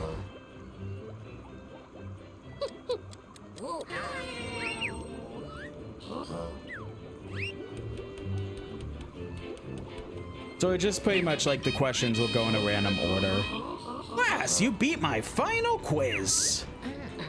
Thank goodness. Now we can enjoy the next worlds without counting all the collectibles. I'll have my revenge. In this game or the next.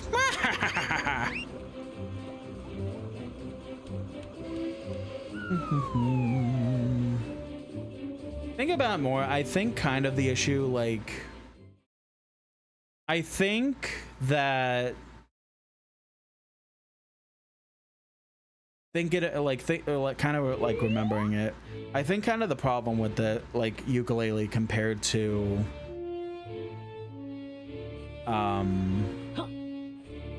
everything is the fact of like, oh hello outside, what is the fact of like, I think they relied too heavily on the nostalgia stretch goals, because a lot of this game is essentially like, look at this thing, like we made Banjo-Kazooie, but it's also in this because there's a quiz and there's mini games and there's arcade stuff from Tooie and stuff. I think kind of the problem with this has essentially been like, they didn't flesh it out with enough of its own fresh things. that essentially they relied too heavily on nostalgia from Banjo-Kazooie and Tooie, because all of the stretch goals for the Kickstarter were references to things that were from Banjo-Kazooie and Tooie. And I think, like, with that logic, I think that's why, like, the side-scroller game, Yooka-Laylee and the Impossible Lair, I feel like that's why it did so much better than this, because of the fact that it was its own original game with unique ideas and stuff like that, instead of just, like, being, oh, it's Banjo-Kazooie, but it's not. Like, yeah, because I'm like remembering off the top of my head a lot of the stretch goals, and it was nostalgia panic. Yeah, that's a good word for it. Yeah. Like, pretty much thinking off the top of my head, all the stretch goals, all of them, like pretty much almost every single one of them were, hey, it's that thing from Banjo-Kazooie that if we hit the stretch goal, we'll add it into our game. And like, that was essentially everything. So like, I kind of hope that like the remake does like help handle a lot of that nostalgia pandering a lot more.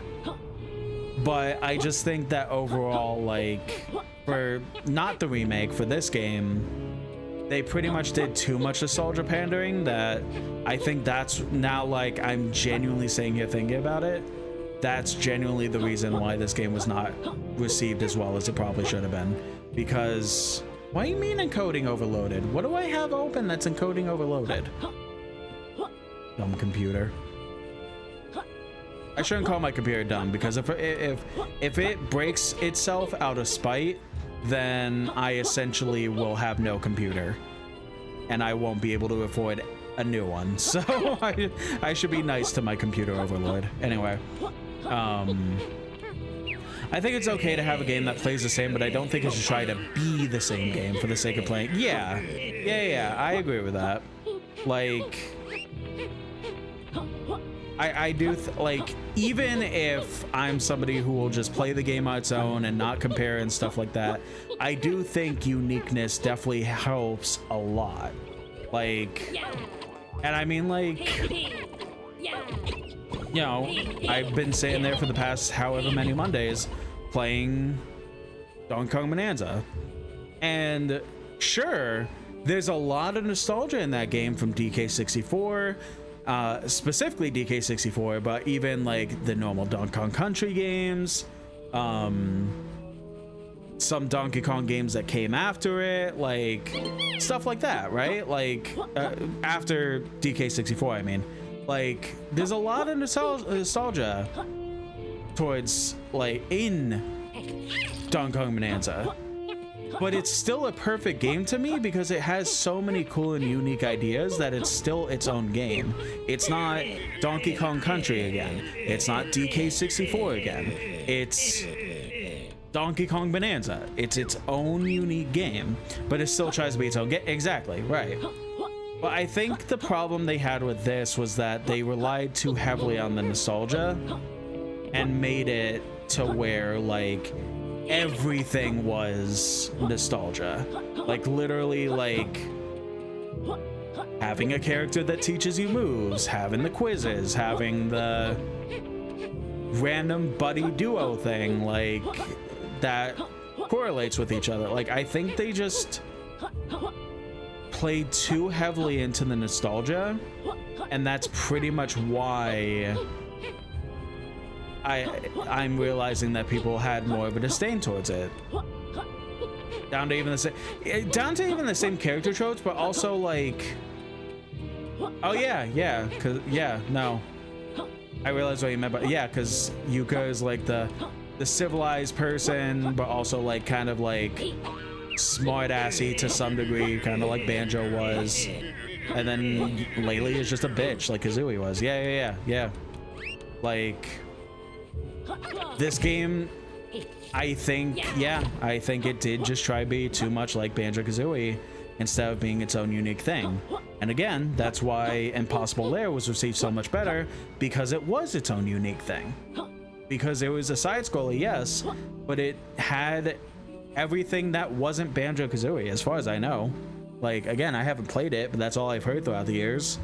Like, again, I've never heard really much of a bad thing of Yooka-Laylee in the Impossible Lair, but I've definitely heard a lot of valid critiques towards this game. That being said, I still very much enjoy this game. I do think some of the jokes hit very well. I think a lot of the gameplay is fun, but I think that people just felt it was trying to be too much like Banjo-Kazooie, and that's super fair.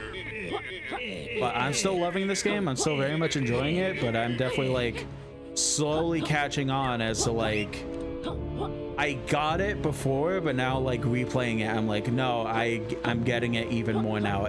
Even if I'm still loving the game, I get it. I haven't finished this game nor have I played. I mean, like, I would have finished this game years ago if a freak accident that totally wasn't involved with this beautiful elf didn't wipe my save data. I would have finished the game then, and then, you know, I never would be playing it on stream and having these conversations, maybe. Well, until the remake would have come out. But I definitely would have beat it then, but I haven't played Impossible Lair because I haven't beat this game. And, like, I know for a fact that, like, most likely that the entire ending of this game is, oh, good, we beat Mayor B. Okay, now let's move on to the sequel. Like, that's pretty much going to be the ending. But even then, I still didn't want to play it until I, like, fully beat this game. It's like a commitment thing. Probably give it another chance when the remake comes. Yeah, and that's super valid. I hope, again, by what it's seeming, because, you know, they sent the code, the big demo, like similar how they did with this game. They sent a code for a big demo for the remake to streamers and content creators to show off things in the remake, and it's looking very promising. It's just we have to see the rest of the game, basically. All right, I've been walking around this area too much. Let me at least get this move. Welcome! I see you made it to my special branch. Lovely views here, eh? I hope you don't charge extra for them. You're getting close to your missing book, but you won't quite clinch it without my next free of charge maneuver. This next move will allow you to master the art of stealth, like that time I snuck into Capital B's shed and helped myself to his garden tools. To perform Camo Cloak, simply hold L2 and press circle. Thanks, Trouser. We'll give it a go. Excellent! Remember everything I've taught you and you're sure to succeed.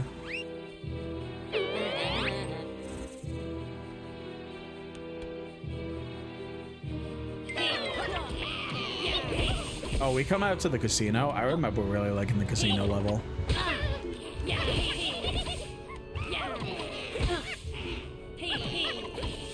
Do quite enjoy how he wears his pants. I agree. I like all the designs in this game. Oh yeah, it is a casino level. Hell yeah, gambling, but not gambling. Gamble responsibly, folks. I like all the designs in this game. Like, they're goofy and silly, like how they would have been when the game came out.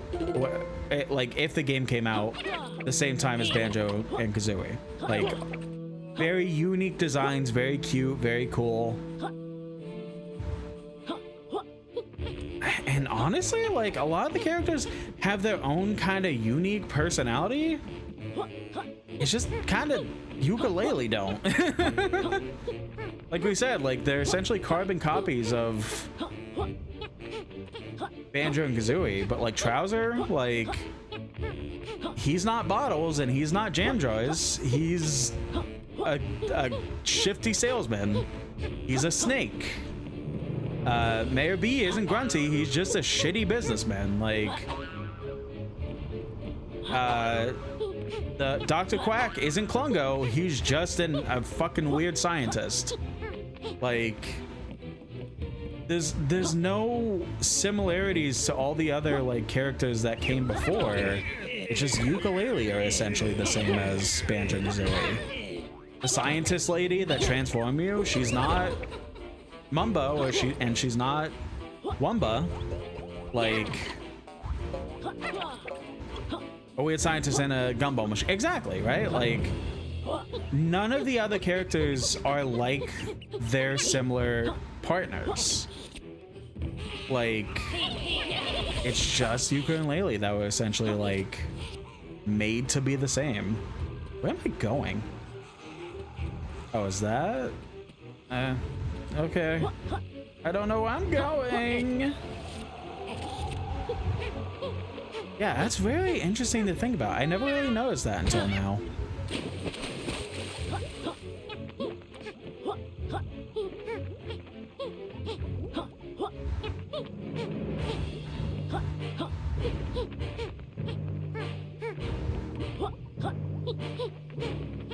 There we go.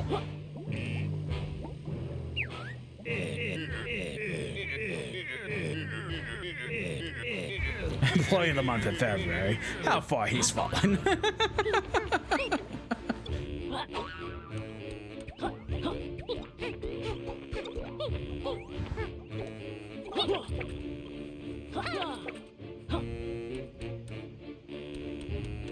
Oh, okay, that's the machine where all the books are going into. Okay, I'm going to the casino. We get to look at the casino real quick before we end off stream.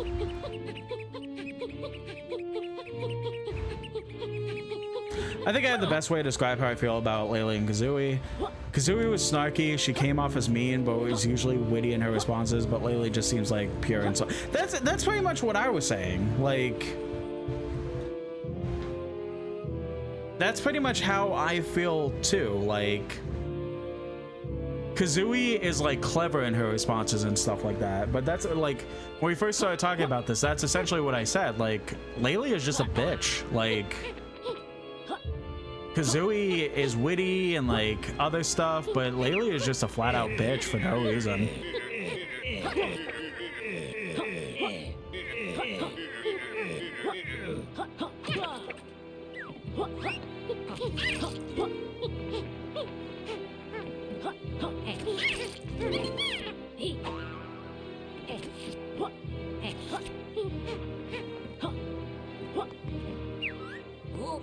You'll need 10 first pages to unlock this world.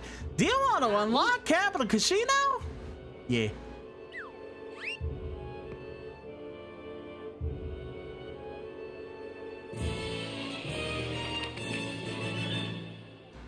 Yeah, I think as long as characters in, take Kazooie's star condition right back. Yeah.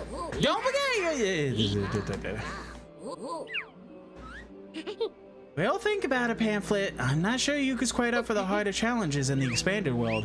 Okay, that's clever. Like, that's not really like being a bitch as much. Like, that's a little bit clever. But like, it's still being a bitch. But like, it's a little clever. But like, I forget what spurred it, but there was like the one comment she made. Oh yeah, it was like the depressed cart where she was just like, well, you're not gonna make it in this world, basically. I was like, wow, Jesus, Laylee. Like, Kazooie would have said something clever about it. Probably even the fact that he's a cart. You're just being a bitch. Like, but yeah, like, I think the only thing that they really say about Laylee's attitude is like, Yuka will do the same bit that Banjo-Kazooie did, where Kazooie says something out of pocket and Banjo's like, Kazooie! That's pretty much the same here. Well, Laylee will say something bitchy and sometimes Yuka will be like, Laylee. But I remember really liking this world, honestly. But like, at least for most of it, like especially like bottles and stuff like that, like Kazooie would say some shit and then like they would just immediately be like, no, fuck you. You're getting that same energy back, you stupid bird. But everyone just kind of ignores Lelia, except Yuka sometimes, doing the same bit as Banjo-Kazooie. And that's what made it funny. Yeah, it was like the spit back instead of just kind of taking it, and sometimes Yuka will yell at Lelia. I kind of hope that's something that the remake kind of helps with, like... Because I feel like they're gonna essentially remake all the dialogue and stuff like that. Yeah. We'll talk to you next time. I kind of hope that they change, like, they're definitely gonna be changing the dialogue, but I hope it's definitely for the battle. For the better. Yeah, hi there, friend. I am definitely not Mayor B. Or Capital B, or whatever. Give me coins and nothing bad will happen, promise.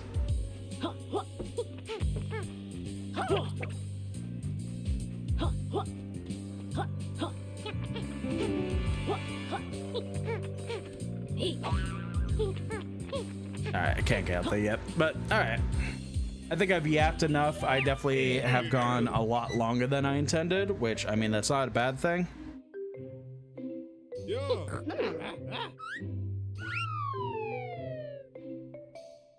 But I think I've yapped enough, especially talking at all of you about video game opinions and stuff like that. Hop over here. Turn off PS5 because for some reason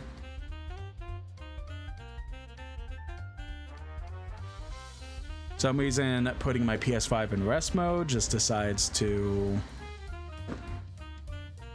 make my power go out, which isn't great. I feel like that always happens when I come in. I mean, honestly, like personally,